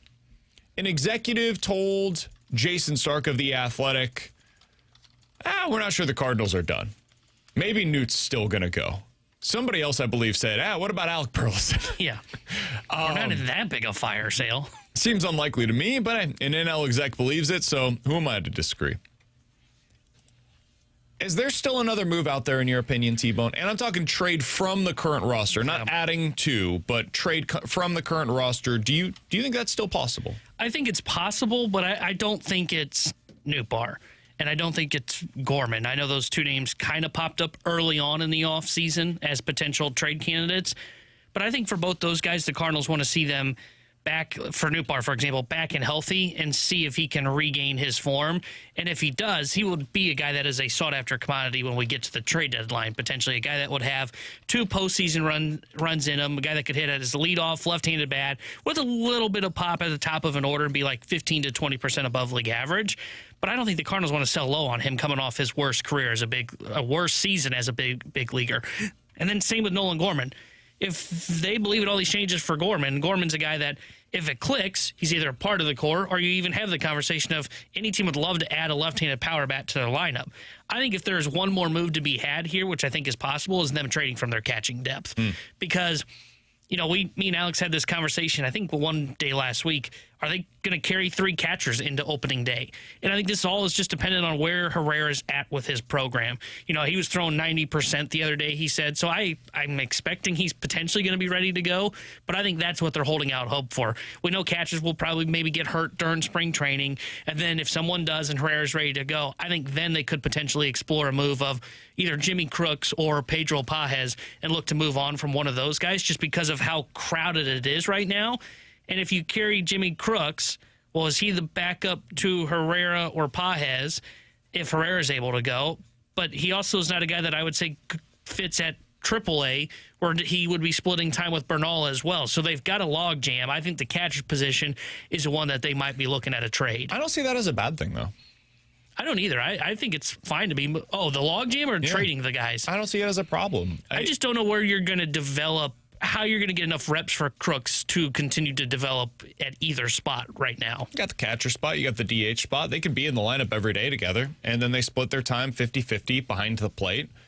I just don't see it as a huge issue. I think we will also see some level of injury with these guys over the course of the season as well, so that'll present some opportunity for somebody. I don't really see the issue with where they're at behind the plate. Let me put it a different way. I don't see the incentive to make that decision now. If you get to May and you've got enough information at that point in time to determine one of either Ivan Herrera is our everyday catcher and we're sticking with this plan. Therefore, we don't need one of Jimmy Crooks or Pedro Pajes, and we're going to make one of those guys available. That makes sense to me. Or the Ivan Herrera conversation as a catcher is now over after we've seen it for 6 to 8 weeks. We have decided he's not defensively good enough to be viable behind the plate. We're going to move him to the outfield. We're going to put him at DH long term. Therefore, we need both Jimmy Crooks and Pedro Pajes to have them as our tandem behind the plate. And we're not going to trade for more catching depth. You could make that choice as well as you have more information 6 to 8 weeks into the season. But right now, I don't see a reason to make that choice today. I think that's something that you wait. You give yourself some time, whether it's midway through the year, trade deadline, or even next offseason. There's just no real push to me because I don't think there's anybody currently at the AA level that's really like forcing your hand. If you had somebody, like if Rainiel Rodriguez was currently at AA and was pushing for AAA, I think that would be an issue because then you may stymie his development by not having a spot for him at the AAA level when Jimmy Crooks and Leo Bernal are getting all of those opportunities there. That to me would be an issue.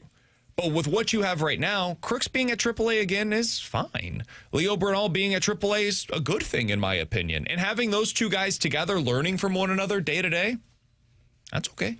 Pozo's really the one that's kind of in like this weird spot of, I guess he's just on the roster.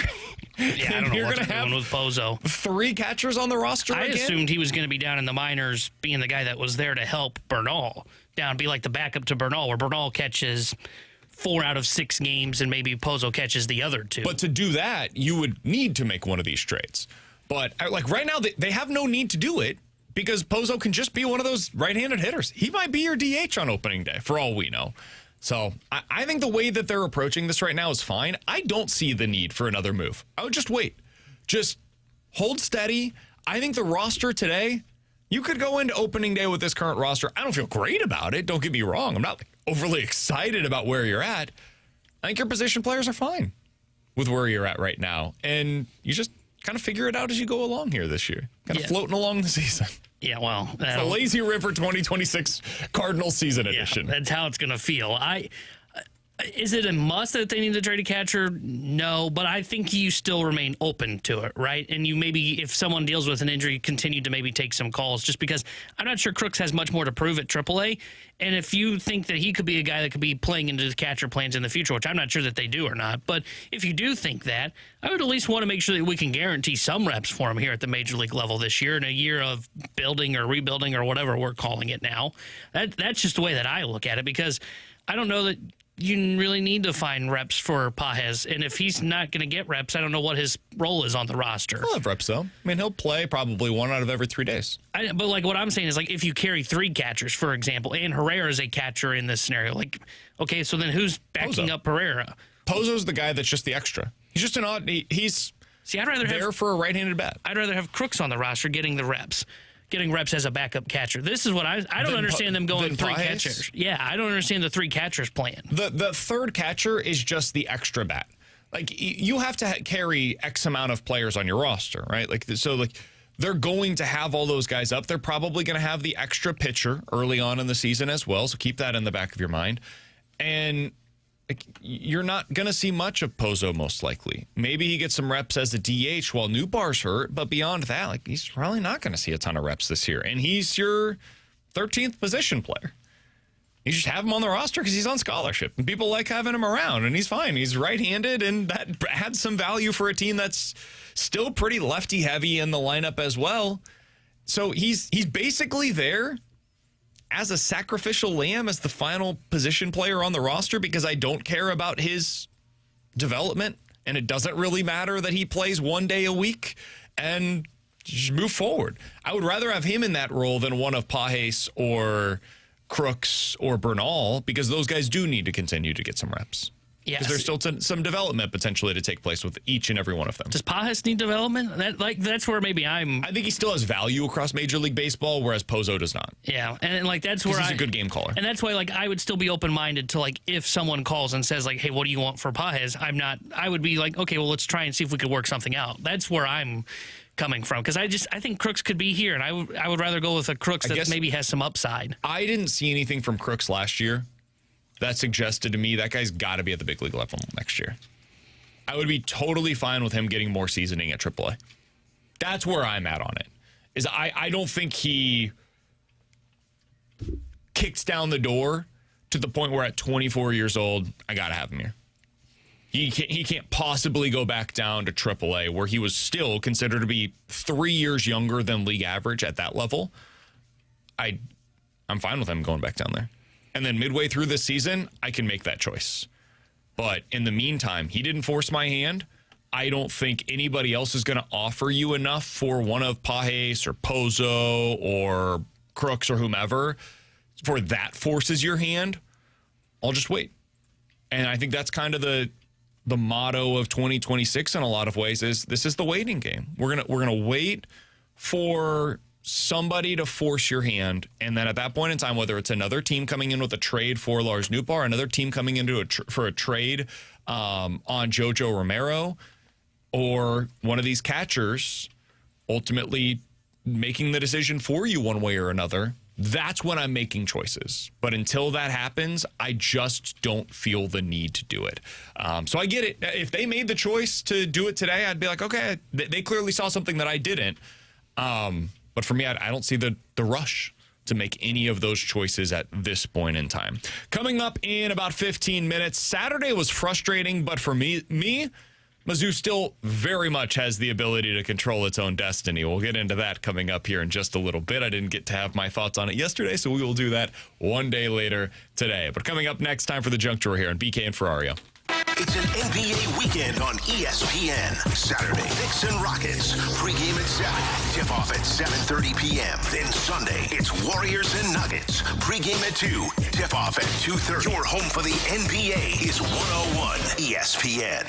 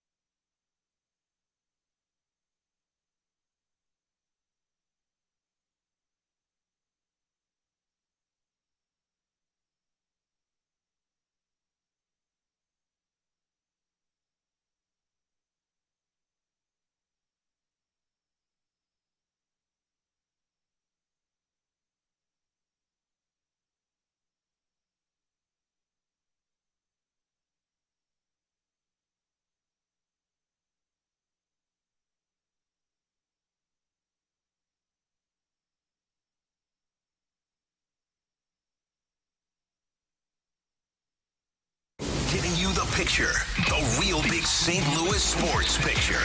It's BK and Ferrario on 101 ESPN. Let's open it up. The Junk Drawer with BK and Ferrario.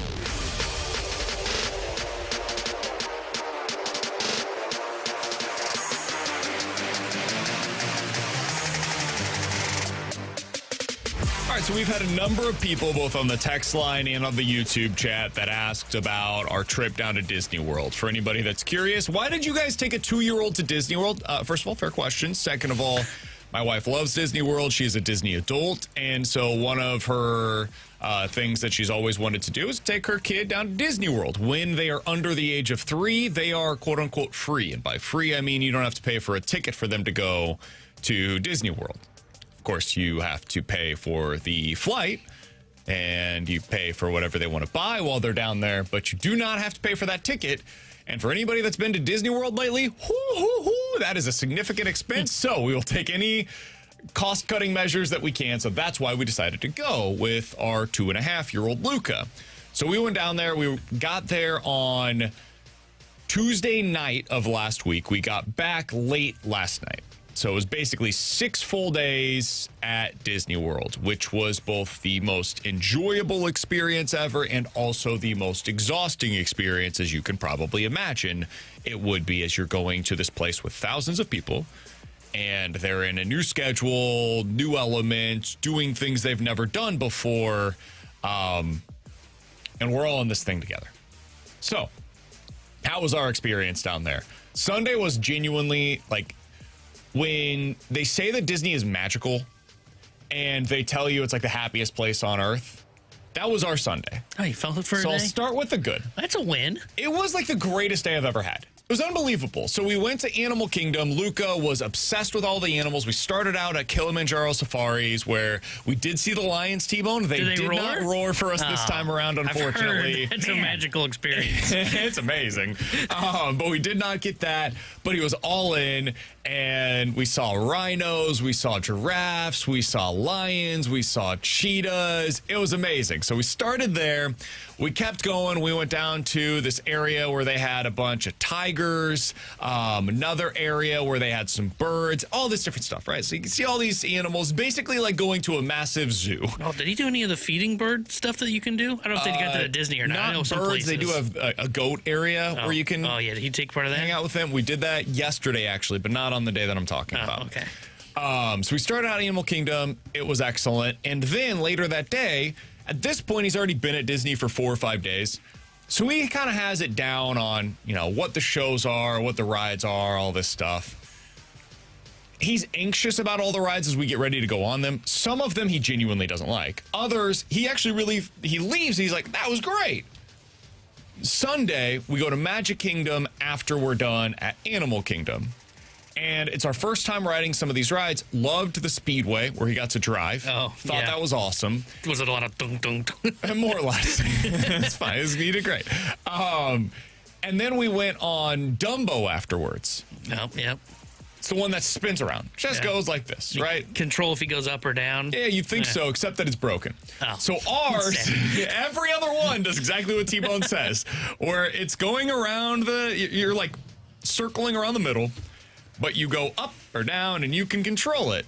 So he's trying to control it, but ours is broken. He doesn't care, having the time of his life. He can't believe we're on a pretend Dumbo. It's amazing. He gets off of it. He's like, that was awesome. I loved it. That was great. Then we go over to Barnstormer, the roller coaster. We're starting it. We're like in line, whatever. I don't want to. We get on. We get finished. We ask him a few times what he thought of it, because he normally is like, that was good or that was not good. We leave. He just has no reaction to it. I think he was just genuinely confused by the entire experience of what had taken place on his first ever roller coaster. So Sunday's amazing. The rest of the time, we're in a new hitting phase, as I mentioned earlier, so that was something we kind of had to deal with. He's in a new pinching phase as well, and not just pinching, but he discovered my Adam's apple over the weekend. That's a big target. We decided to grab and pull on the Adam's apple. That was a bit of a surprise. he has now figured out that his mom is a softie, and I say this lovingly, at Disney World, where she will basically say, like, whatever he wants, he gets when he's in Disney World. So he just decided as we started going through any of the stores that are there, oh, yeah, I get everything. So at any point, I can just say, I want that. And Mom grabs it off the shelf. So after each and every ride, basically. yeah. So I'm like, hey, Kara, we got to be a little more judicious on some of this stuff. We can get him whatever. Hey, man, if you want to get him stuff, that's your money. You can do whatever you want with it. But he's just saying this now because he's effectively been trained. Yeah. I get it. So I get this like immediate dopamine rush of, cool, I've got this now. Is he going to want that 3 minutes from now? No chance. But as of this exact minute, yes. So when we started doing that, there were some temper tantrums that would follow, and he got told no on the same thing a few times. His favorite thing, though, if you'll spare me another like 60 seconds here, favorite thing the entire trip, I believe, was Sunday when we were at Animal Kingdom. I caved. Luca's a big drum guy, loves playing the drums, does it at home. Anything you've got, they become drumsticks. So we've got forks and a knife, drumsticks. You've got 2 pencils, those are drumsticks, actually. You've got Lincoln Logs, nope, those are drumsticks. So we get to Animal Kingdom, we go into the shop, and they have a drum. It's a mini drum that you can like just hold, even if you're 2. He says he wants it. I'm like, you know what? I've said no on a bunch of different stuff. He'll actually use this. So he gets the drum, but we need drumsticks. So what do? We get these massive lollipops, but they're like swirly lollipops that go in a straight line up. So we're using those. And we're just pounding on this drum for the next like 4 hours. Oh my. To the point where at this point, the lollipops are all cracked on the inside. They're flying everywhere. The drum has now been broken in 3 different places. It's ripped in half, basically. So it was great. Absolutely phenomenal. Should you take your kid to Disney World at the age of 2.5? Man, that is a personal choice for each and every one of you. I will say going in, be open-minded to whatever the experience brings you. There are going to be trying moments, and we certainly had some. And there were some where we responded really well. Kara responded well to basically everything. She's unbelievable. There were some that I did not respond quite so well with. My anxiety medicine helps me, but it wasn't perfect by any stretch of the imagination. I would say the biggest thing that I learned from our trip is that I do have a little bit of a fear of judgment from other parents. I don't know how much I realized that I had that, but once we got down there, I started to realize it because I felt kind of self-conscious at times over, especially with the hitting thing. You don't want your kid to just be wailing on you in front of other parents. And when you're at home, you can just parent the way you want to, right? And it's your thing. And everybody parents differently, and you can parent however you want to. As long as you're trying, man, God bless you. When you're in public, though, and you have so many people that are watching you, it is just a different experience entirely. And so there were a couple of spots where, like, I looked back and I'm like, man, I got mad at him, not because he was doing anything that bothered me necessarily, but because there were things that he was doing that I think other people would probably judge and would parent one way. And, like, I almost projected that onto him. So that's the one thing that felt kind of weird. And I noticed it probably after, like, a day or two. But it was something that I learned about myself by going on this trip. That's one of the few places where not few, but one of those places where you really could experience that. Because I think you've told stories before where he's been at like the grocery store, right? Yeah, exactly. And he has something. The grocery store, like there's people there. Disney's a different animal, especially when BK said earlier in the show he chose like the 3rd busiest weekend to go to Disney World in Florida. It was great. We had a fun time. Definitely recommend doing whatever the experience is that means something to you. For us, it was going to Disney World. For you, maybe it's, I don't know, going to a baseball park, whatever it may be. But it was awesome.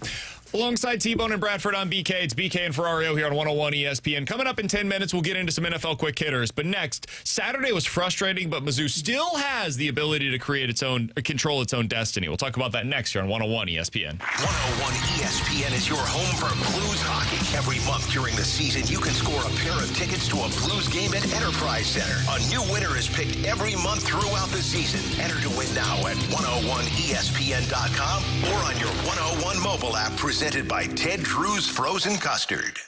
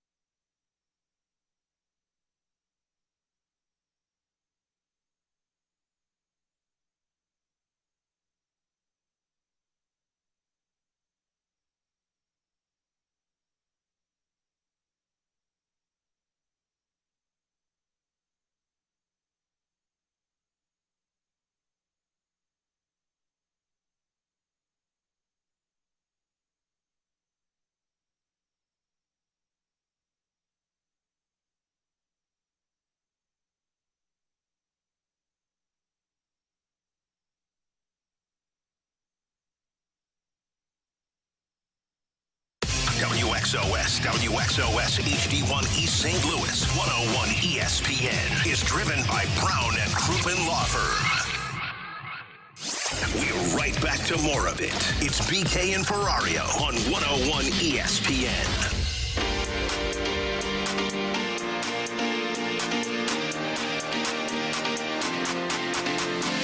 Appreciate you guys bearing with me as I spent 8 minutes talking about my trip to Disney World. Okay, man, it's only $1 a minute. We'll move on from that now.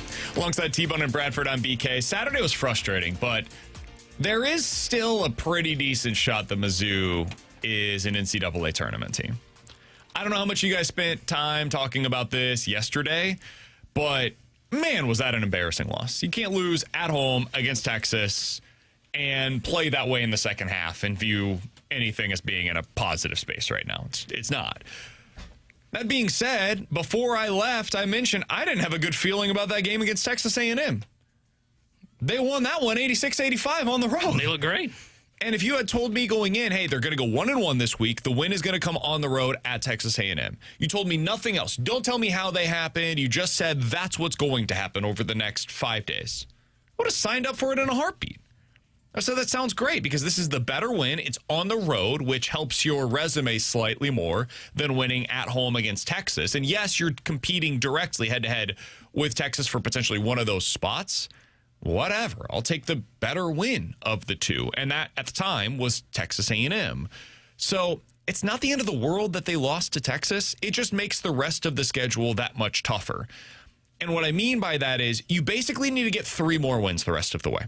It's a battle to 10. You need to get to 10 SEC victories to feel good about your place as an NCAA tournament team if you're in Mizzou's spot.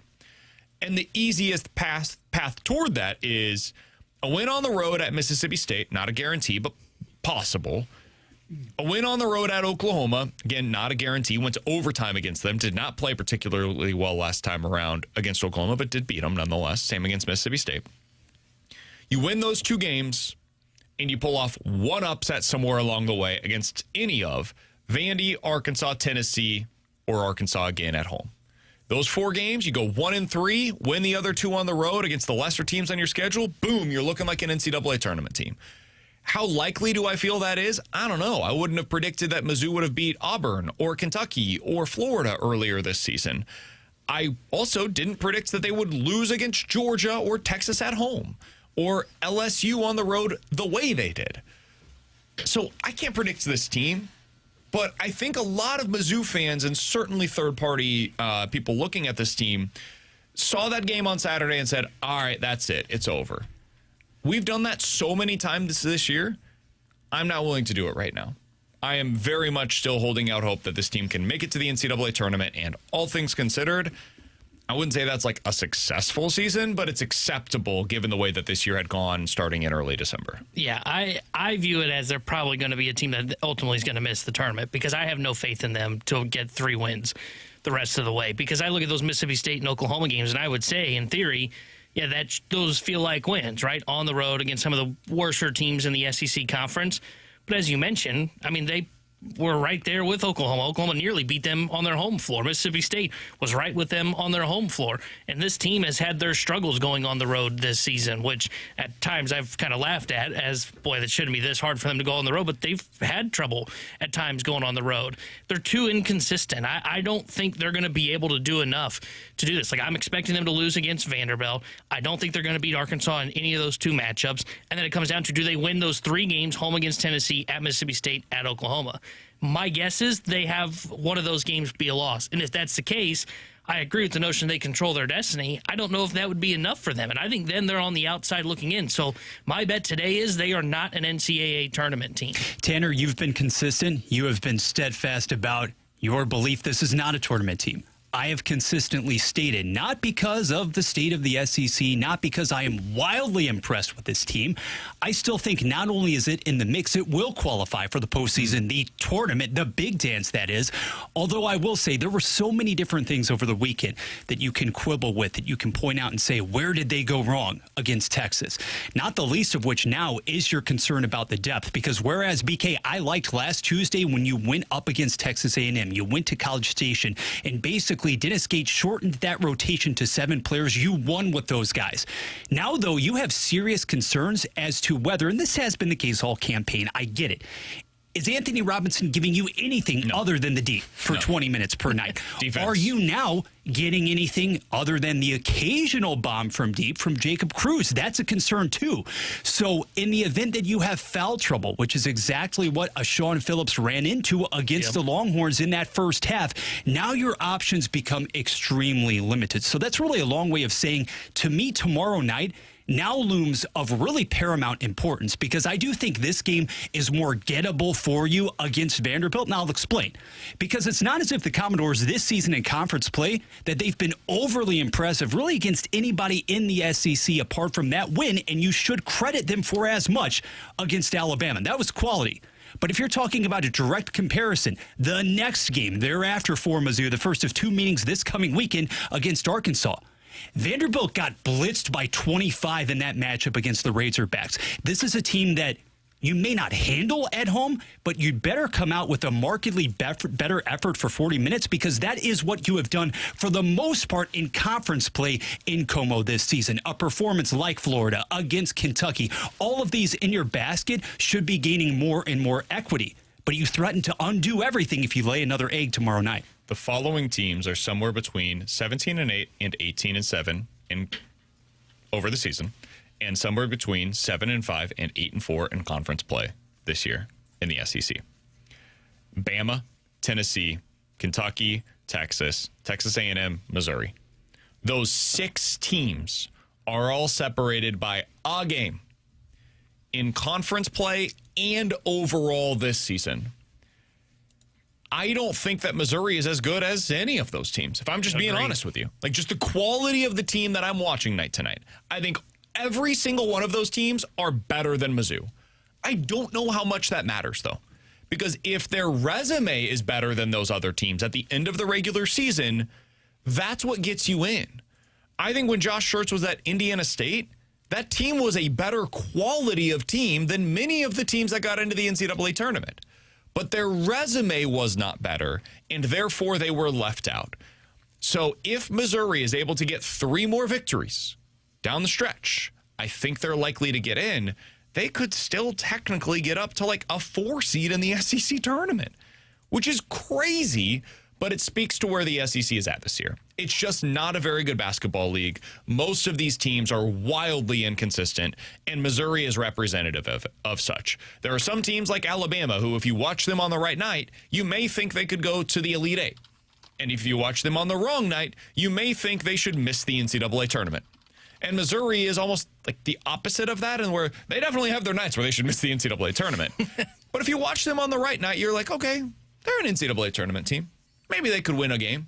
They get in that like 7-10 or 6-11 matchup. They're the lower seed. They could pull off an upset because they already beat Florida and Kentucky and Auburn, Texas A&M earlier this season. And that's the kind of team that you're going to see potentially in those types of matchups. Not Drake. The good team, though, locally, we've got T-Bone's Illini. They're maybe not as good as he made them out to be. Whoa. First off, we were dealing with injuries. That's why they lost back-to-back games. 2 of their last 3 games, they found a way to lose, They're but fine. Neither here nor there.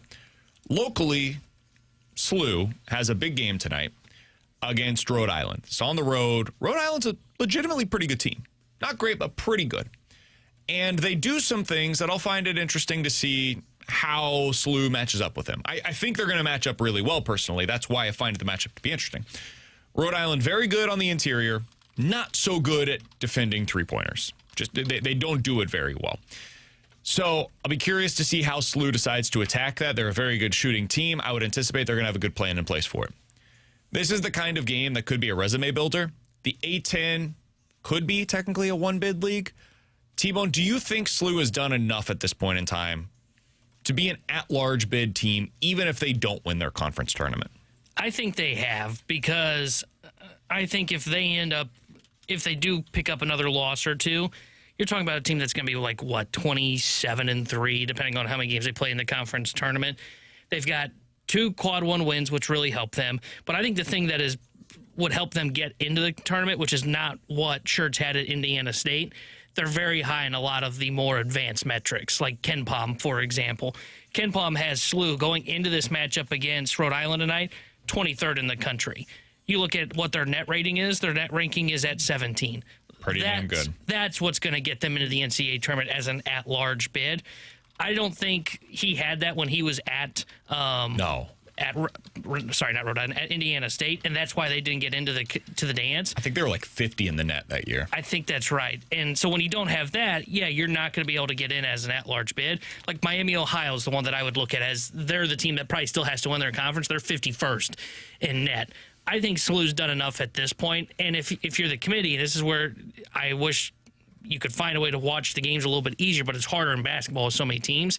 the eye test also tells you this is a tournament team because SLU could be a team that could get to the Sweet 16 depending on their path. Yeah, respectfully, I think you've built most of your case as well as far as tournament credentials to this point. A couple of other opportunities loom. Certainly tonight's not going to be easy against a solid team on the road, the second of back-to-back affairs, obviously, in the A-10. But if you spin it forward to this coming weekend as well, another victory and a commanding one at that over VCU would carry a decent amount of weight. How about talking about Dayton again? And I get it, the Flyers this season as opposed to recent years where you've had them nearly at the top, if not at the top of the A-10. You've already demolished this team by basically 30 points, and then you conclude the regular season against George Mason. Where you are right now, the manner, BK, in which this team has absolutely destroyed its competition. You've had all these teams on paper. You haven't had any other opportunities. I don't know what else SLU, specifically in its conference, can actually prove at this point in time. You just have to avoid that letdown down the stretch. I think VCU winning that game at home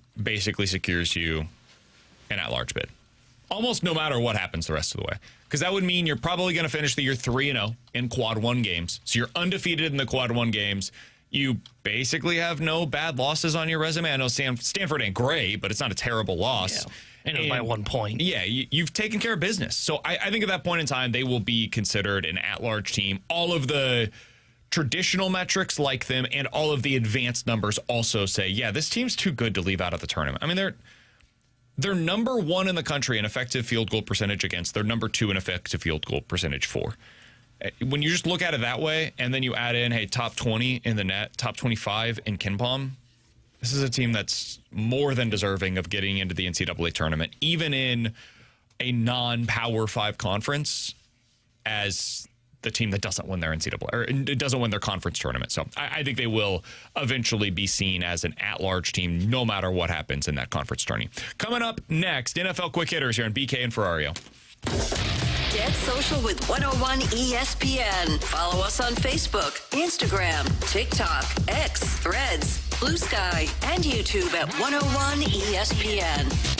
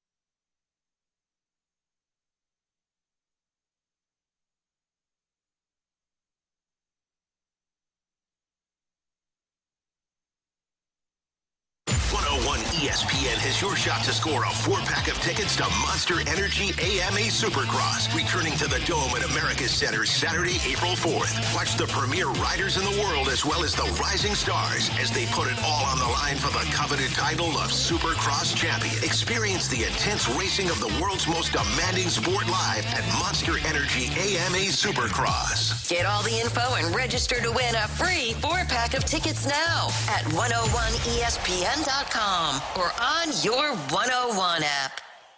This is exactly where you want to be listening to us. It's BK and Ferrario on 101 ESPN.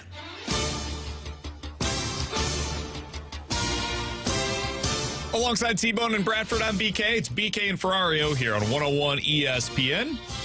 Let's dive into some NFL quick hitters. We are officially in off-season mode as there was big news in the NFL yesterday. Tyreek Hill is one of a number of Dolphins that has officially been released, along with former Pro Bowl defensive end Bradley Chubb and also offensive lineman James Daniels. Let's go with the obvious headliner here. In my opinion, a future Hall of Famer, Tyreek Hill, who had a serious knee injury this year, has been released. He said yesterday on his Twitch stream, which I can't believe is a real thing that I just said, but whatever. He still has one more surgery to do on his LCL. I thought it was already fixed, but apparently not. I guess. So we don't know if or when he's going to be fully healthy again. T-Bone, where do you think he ends up going? And do you have an intriguing landing spot in mind for him? So the intriguing one I have in mind is New England. Patriots could still use another weapon on offense. Now, would I make this my go-to move if I'm the Patriots is an interesting question because of the fact that he still needs to have another operation done. But if you're New England, I think it's worth the risk. Right? Look at that surrounding cast. We talked about it during the Super Bowl. One, they didn't really have an offensive line, but Stephon Diggs was your best weapon this year. And Diggs is clearly out of his prime. Tyreek still probably got a little bit left in him, and that speed to be interesting with Drake May. That was the first thing that I thought of when I saw this release was the Patriots need more weapons for Drake May, and he feels like he would be a fit for them. I actually went elsewhere in that very same division. I'm talking about the Buffalo Bills. Cap constraints aside, I would love that potential fit. You're telling me Josh Allen wouldn't leap at the opportunity to work, even at this stage in his career, with the Tyreek Hill? You've got Khalil Shakir, who is a nice piece. Yeah. He's not even resembling a 2, let alone a 1, okay? But he had to be that guy down the stretch and in the playoffs. You really are uncertain, I think, quite honestly, guys, as to whether Adult and Kincaid can suit up each and every Sunday now. Take a flyer, however you want to categorize it. Hill in Buffalo makes all the sense in the world to me. Only concern I would have with Buffalo for Hill, I think you got to have an adult in the room running the team. And that's why I think Vrabel's the guy that can keep Tyreek Hill kind of in check. You saw how things went awry in Miami. Yes, they were starting to lose, and yeah, Tua wasn't the quarterback. Tyreek's showing himself, man. And I think you got to have an adult in the room. And couldn't Josh Allen be that? Maybe. It might be just too much responsibility for Josh Allen. I'm thinking more of it's going to have to be the head coach. That's got to be that guy that kind of keeps him in line. But it's possible Allen could be. I just would worry with a first-year head coach. I think his biggest thing is I want to get mine. I want to get my opportunities. I want to get my yards. I want to get my touchdowns. Like, you take care of me, I'm good. And I think Josh Allen's capable of doing that. They did it with Stephon Diggs there for 2 years. I don't think it would be too big of an issue. I think we all know where this is headed, right? Is it the team across the state? It's the team I don't want to see him on. I don't think it would be a good decision by the Chiefs to re-sign Tyreek Hill. Now, I am open to the idea of being wrong, but I think they have serious questions in their receiver room, not just for the here and now, but for the long term. And if they decide to sign Tyreek Hill, my guess is it'll be a 1-year stopgap, or he's doing like a 1-year pillow deal, $10 million, something like that. So it'll be him, Rashee Rice, and Xavier Worthy. Rashee is going to be a free agent after next year. Tyreek's probably a 1-year stopgap. So now, long term, you're just looking at Xavier Worthy, and we don't have anything else there. And you're at the number 9 overall draft pick this season. It's possible the best player there is a wide receiver. You're just going to sit him? Like, year one's just a wash. So that number 9 overall pick that you had, that's this huge asset for here and now and for the long term, he's just going to sit in year one? That just seems like a weird use of your resources. So I think he's going to sign with Kansas City. I think they're going to end up doing it. I think they're just going to bring him back. You saw them bring back Eric Bieniemy. We've seen them do this in the past where they bring back their old friends. Like Kareem Hunt, right? Yeah, Kareem Hunt was one of those guys. We saw them do that this past offseason, or past season, actually, where they end up bringing back one of their defensive tackles, Mike Pennell, who signed elsewhere, and then they bring him back. Last year, they did the same thing with a different defensive tackle that they let go and then traded for to bring back. You guys are the Cardinals Hardman has of done football. this. Yeah. So congrats. I think they're going to do it with Tyreek Hill this offseason. I think that's where he ultimately ends up. When do we get the Kelsey announcement? Just make it official. Probably. We know what's happening. I would guess you'll see something about that at NFL Combine. Okay. So within the next week or two, you'll probably see some kind of news about Tyreek Hill, or Travis Kelce's future, rather. Just run it back. Yep, that's what it certainly feels like right about now. You mentioned Tua Tagovailoa, T-Bone. The Dolphins are very clearly heading in a direction where this is a full-blown tank. It's going to be ugly for them. Do you think they could include a draft pick for somebody to take on that contract? Because it'd be about, I think it's like $35 million if somebody were to take it on. I don't. I think everybody would just call their bluff. Even if you try and put a draft pick on it, I don't think it's worth it. I think you just let him get to the market, and then you can go and sign him for, at that point, probably, pennies on the dollar? Yeah. He's going to take another one of those pillow contracts because he's going to be getting paid from Miami, so you can get him at a lesser rate. I don't think it would make sense for any team to trade for him, even if a draft pick was attached to him. So, no, I think teams will wait to see if Miami's really willing to go into the season with him, or if they're just going to cut him and try and just eat that contract. Totally agree with you. BK, I posed this question to Tanner as well as Alex yesterday, given the news about the releases, Hill, Chubb, etc., and not really having that identity moving forward. Okay, under Halfley, you would think a gritty, tough, physical presence, collectively speaking. But next season, is Miami potentially worse off than the New York Jets, legitimately? What do you think? It's possible. That was one of the teams that I was going to bring up for this. If you're the Jets, like the Dolphins have 3 third-round picks. If you're the Jets and they said, hey, we'll send you a second and a third to take on $30 million in this deal. Maybe it's just a second. Maybe it's just a couple of thirds, whatever the case. Would you consider that if you're the Jets? It's a 1-year deal. Yeah, he's 30 some odd million bucks. Stopgap for He's 28 years old. He's at least competent. I don't think he's a good quarterback, but he's not terrible.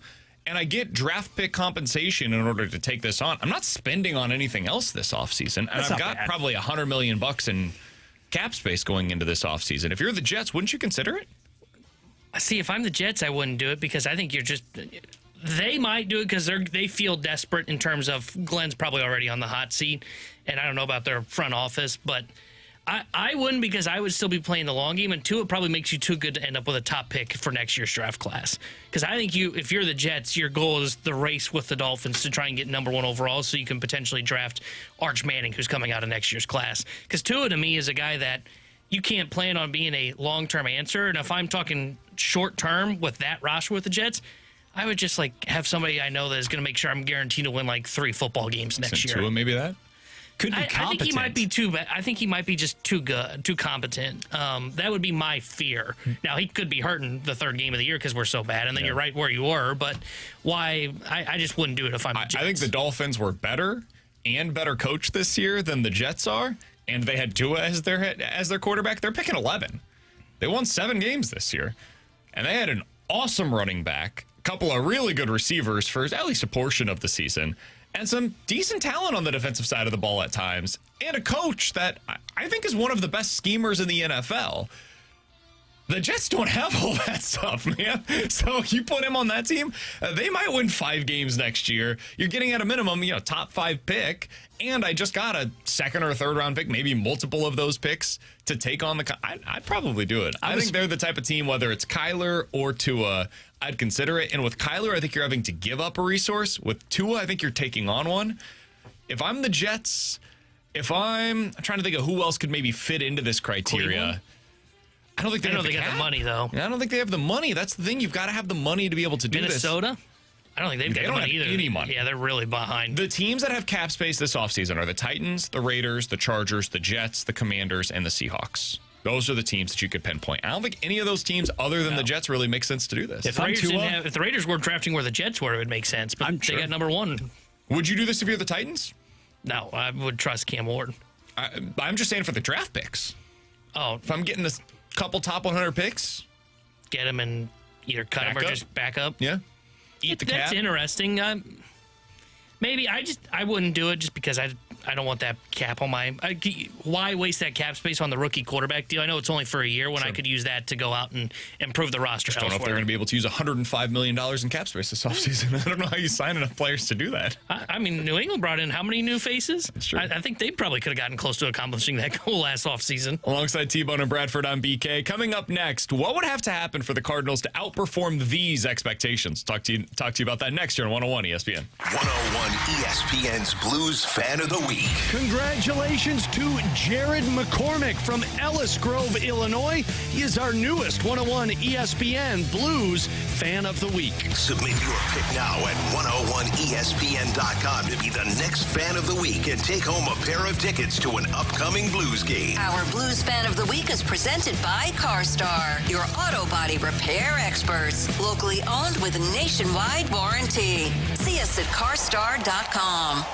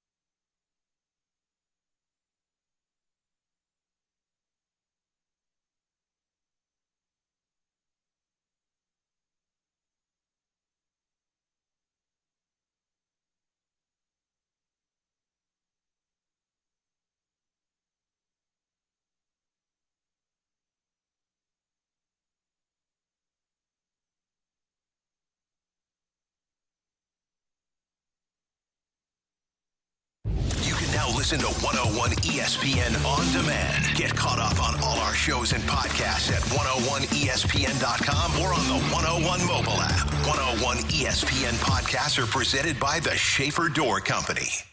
101 ESPN Sports Center. Cardinals prospects hit the Jupiter stage. I'm Bradford Bruns. Your Sports Center update is powered by Saliga Heating and Cooling. Earlier this morning, would-be stars of tomorrow flooded TMA's spring training set. Former first-round pick Chase Davis among those individuals. Position players, we're talking to people like Victor Scott, Jordan Walker, Mason Wynn. But we have some very talented pitchers as well, and I'm pretty sure a lot of the younger guys are picking their brains as well. So they're doing their homework just like I am. Additional interviews featuring Tink Hintz, Richard Fitz, plus Kyle Leahy available online. Simply visit 101ESPN.com. Card skipper Ali Marmol scheduled to appear tomorrow morning during the 8 o'clock hour. College basketball number 18 SLU hits Rhode Island about 4+ hours from now. Missouri draws 19th ranked Vandy on Wednesday night. Your Sports Center update was presented by Saliga Heating and Cooling, a Daikin heating and air conditioning dealer. They are St. Louis. It's BK and Ferrario on 101 ESPN. Alongside T-Bone and Bradford on BK. So earlier today, I was reading over in the St. Louis Post-Dispatch, and they put together just a compilation of all of the different prognostications for the Cardinals this year. So Baseball Prospectus, we talked about this previously. The PECOTA projections have the Cardinals projected to win 66 games. That ain't great. Fangraphs has them at 75. ESPN has them at 71. And USA Today has them projected to win 68 games. So the high water mark is 75 from Fangraphs. The low mark is 66 wins from PECOTA. So somewhere between 66 and 75-ish, let's call it, is overall where they're at. T-Bone, if I told you today, I've got this way to see in the future, I had a vision, and the Cardinals win more than 75 games. They win 78 games this year, which isn't a great season, but it's outperforming all of these expectations, certainly. And I said, how did it happen? You have to paint me the scenario as to how they ended up with 78 wins, which is outperforming every one of these prognostications. What is your best guess on what took place? So the first thing that has to take place is the bullpen remains as good as it was from a year ago, right? Swanson, JoJo. I don't think that's the number one driving force, but I think if the bullpen takes a step back, we're having a lot of different conversations already. But I think it has to be close to that range. And you've got interesting arms, O'Brien, Swanson, JoJo Romero for the first half of the year. But then I think it comes down to the rotation overperforms what I'm expecting. So you end up with Richard Fitz, who had decent strikeout numbers last year in his 10 starts, but is able to pull down that ERA from a 5. Liberatore ends up becoming a guy that doesn't, run out of gas at the third inning and is able to put together what he was in the first half of the season. And you have a little bit of a bounce back from Dustin May, and then maybe somebody emerges from the minors as well to kind of take the spot of either Leahy or McGreevy, or one of those guys just outperforms as well. And then I think offensively, JJ has to put together a really good campaign, about 10-15% above league average, while Walker and Gorman bounce back and Herrera and Burley stay the same. And that sounds like a lot, and I think it would take a lot for them to be able to get to just this 75 win mark, because if Walker and Gorman are what they've been the last 2 years, you're looking at probably, 3 positions at least that are below league average, if not 4, depending on what Mason Wynn looks like at the plate this year. And that's where PECOTA, why they have the offense being as bad as their projections show. What I'm about to say is not going to be sexy at all. I know that. I understand that. But this is going to be a big part of winning more games than expected for this specific team, because I don't think there's a lot of upside offensively for this team. I don't think there's a ton of upside on the starting rotation staff for this team. I agree with you on the bullpen. It's got to be good. The most important factor for them to outperform expectations this season is defense. For the Cardinals to be a surprisingly good, not great, but a surprisingly good team and get to 78 wins, they have to replicate what Texas and Chicago did defensively a year ago, where those were the top 2 teams in the league by both outs above average and defensive runs saved. According to defensive runs saved, they saved 89 and 84 runs respectively defensively. You know how far that goes for you? You can be pretty darn bad offensively and make up for a hell of a lot if you are just suffocating defensively. Milwaukee has been this at times in the past. We've seen it from the Cardinals at times in the past. Last year, the Texas Rangers scored 684 runs offensively. The St. Louis Cardinals, who were a bad offense last year, scored 689. So they basically had the exact same offense, but the Rangers were a much better defense, and that allowed them to be a better pitching staff. What that meant, they won 81 games last year. They were not good, they were fine, and they stayed in the playoff race because of it. So for me, the biggest thing that has to happen for the Cardinals to be better than these expectations, not to be a playoff team necessarily, but to get to 78, 80 wins, that defense better be elite. And I do think there are actually paths towards that. Mason Witten is awesome. Alec Burleson translates to first base. J.J. Weatherholtz goes from short to second and is a above average to good defender there. And Victor Scott stays healthy, hits just enough to play every single day in center field, and becomes a legit Gold Glove caliber center fielder from day one. Add in Newt, a resurgence defensively after getting these offseason surgeries. You got a pretty good defensive club out there. And then if you have Ivan Herrera, who is a DH, and Pedro Baez is behind the plate now, it's a hell of a defense. That's your path, in my opinion. Yeah, and I could maybe see that being the path because, I'm looking at the rotation for the Rangers because off the top of my head when you said that, my thought process is, well, that's already got more swing and miss in the rotation compared to what the Cardinals is.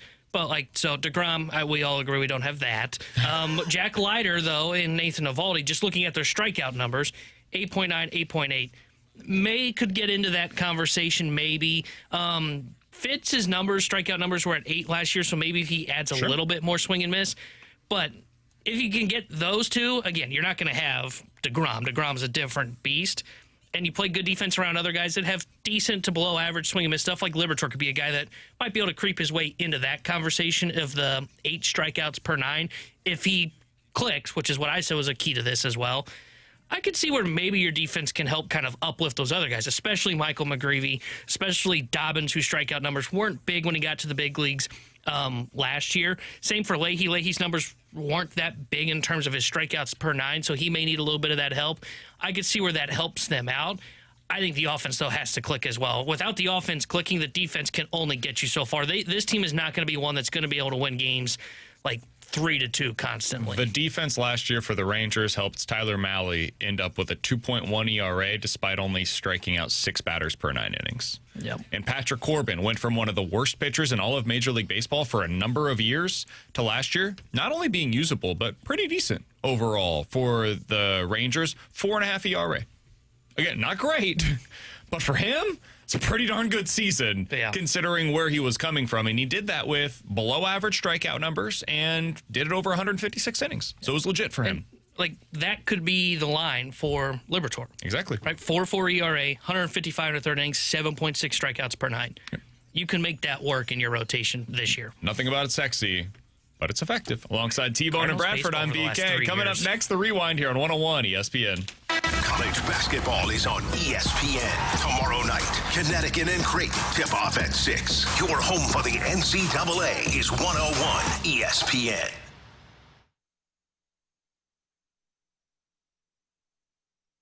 Ready to ramp up the excitement, golf fans? BetMGM is making your next tournament winner bets even better with Second Chance. What's Second Chance? Ever bet on your favorite golfer to win a tournament only to see them miss the green? Well, with BetMGM's Second Chance promotion, you'll get your stake back in cash if your tournament winner bet finishes in second instead. That's right. Simply bet on any player to win a scheduled golf tournament during a promotional week. If you're right, you win. But if your pick finishes in second instead of first, you get your stake back in cash. Watch your favorite players go for the win all season long and bet knowing you'll get your stake back if they finish second. BetMGM and GameSense remind you to play responsibly. Gambling problem? Call 1-800-GAMBLER. See BetMGM.com for terms. 21 plus only. Missouri only. Subject to eligibility requirements. Rewards paid back in unrestricted withdrawable funds. Please play responsibly.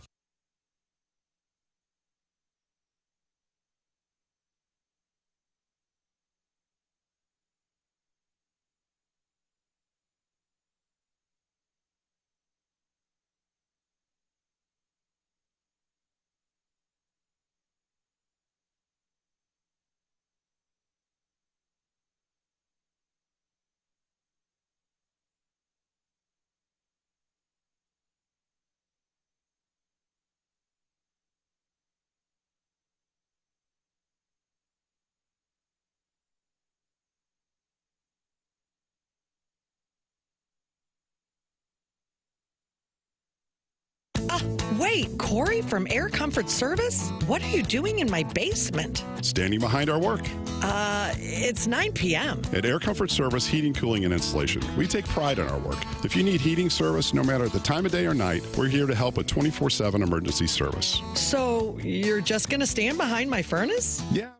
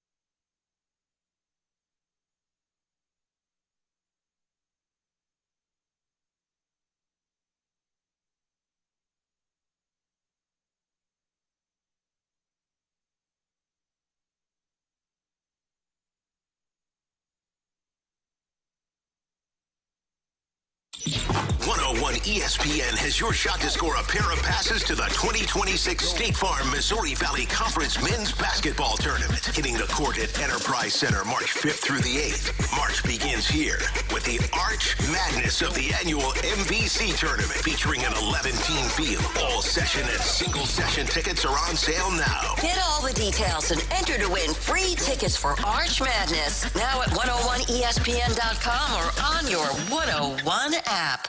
Giving you the picture, the real big St. Louis sports picture. It's BK and Ferrario on 101 ESPN. Let's run it back with the Daily Rewind on BK and Ferrario. Brought to you by Gloria Loom, your home sold guaranteed realty. Selling your home begins at GloriaHasTheBuyers.com. Alongside T-Bone and Bradford, I'm BK. Good to be back today. Appreciate you guys tuning in. If you guys missed anything from the show, be sure to check it out on the podcast page, 101ESPN.com. The free 101 ESPN app is where you go to find it. And that's always sponsored by Schaefer Door Company. That 101 ESPN app is super easy to use. It's free to download. It's sponsored by Dobbs Tire and Auto Centers. Coming up at the end of this segment, we'll have your shot to score a pair of tickets to see Zach Bryan. That's coming up on March the 7th at the Dome. Find all the ticket details and a bonus chance to win over at 101ESPN.com or on the 101 ESPN mobile app that's powered by Dobbs Tire and Auto Centers. To finish out the show today, Cardinals being proactive instead of reactive. This is where we began. If you want to get our extended thoughts, you can find that on the podcast page after the show or on YouTube at youtube.com/101ESPN STL. T-Bone, the Cardinals are cross-training. They're going to go pollinating? I was like, I'm not sure that's it. Nope, cross-training. Thomas JC at second, third, short. Now he's getting some opportunities in the outfield, maybe even in center. Today, Ivan Herrera was at least taking fly balls in the outfield. I don't know how much of that is something you would expect early on in the season, but continue to work on it. There's no harm in doing so. I would assume you'll probably see a story this week or next about J.J. Weatherholt and Nolan Gorman flipping spots from second and third to third and second. All of this, I think, is a good thing. In the past, I think they have been far too reactive to what's taking place, and they didn't have guys ready to go at positions that may be in their future. Now you're going to see some of this. You'll see it in spring training where there's zero pressure, and you'll get an opportunity to find out what these guys are capable of. I like it. It's like an early stress test for the Cardinals. Yeah, I like it too because, over the last couple of years, especially towards the end there with Mo, you'd have a guy like Tommy Edman have to learn center field on the fly when they needed someone in a pinch. Well, why not figure out who can and can't do that right now at spring training? Can JC play the outfield? And if he can, okay, we'll start in a corner. Can he play left or right? Okay, he can. Can he play center field? Let's find out while we're here at spring training rather than trying to figure this out once we get to the big league level. Same with J.J. Weatherholt. I think he got some reps at third base down in the minor leagues last year, if I remember correctly. We'll continue to work on those, right? Because maybe he does need to play some third base in a pinch at times this season. He can still be a second baseman. He's got the skill set to do that. And I'll be curious to know, like Herrera, for example, keep working on those outfield reps in case he's not a catcher this season. And then rather if 6 weeks in you say, he's not a catcher, just saying, I guess we throw our hands up in the air, he's going to be our DH all season long.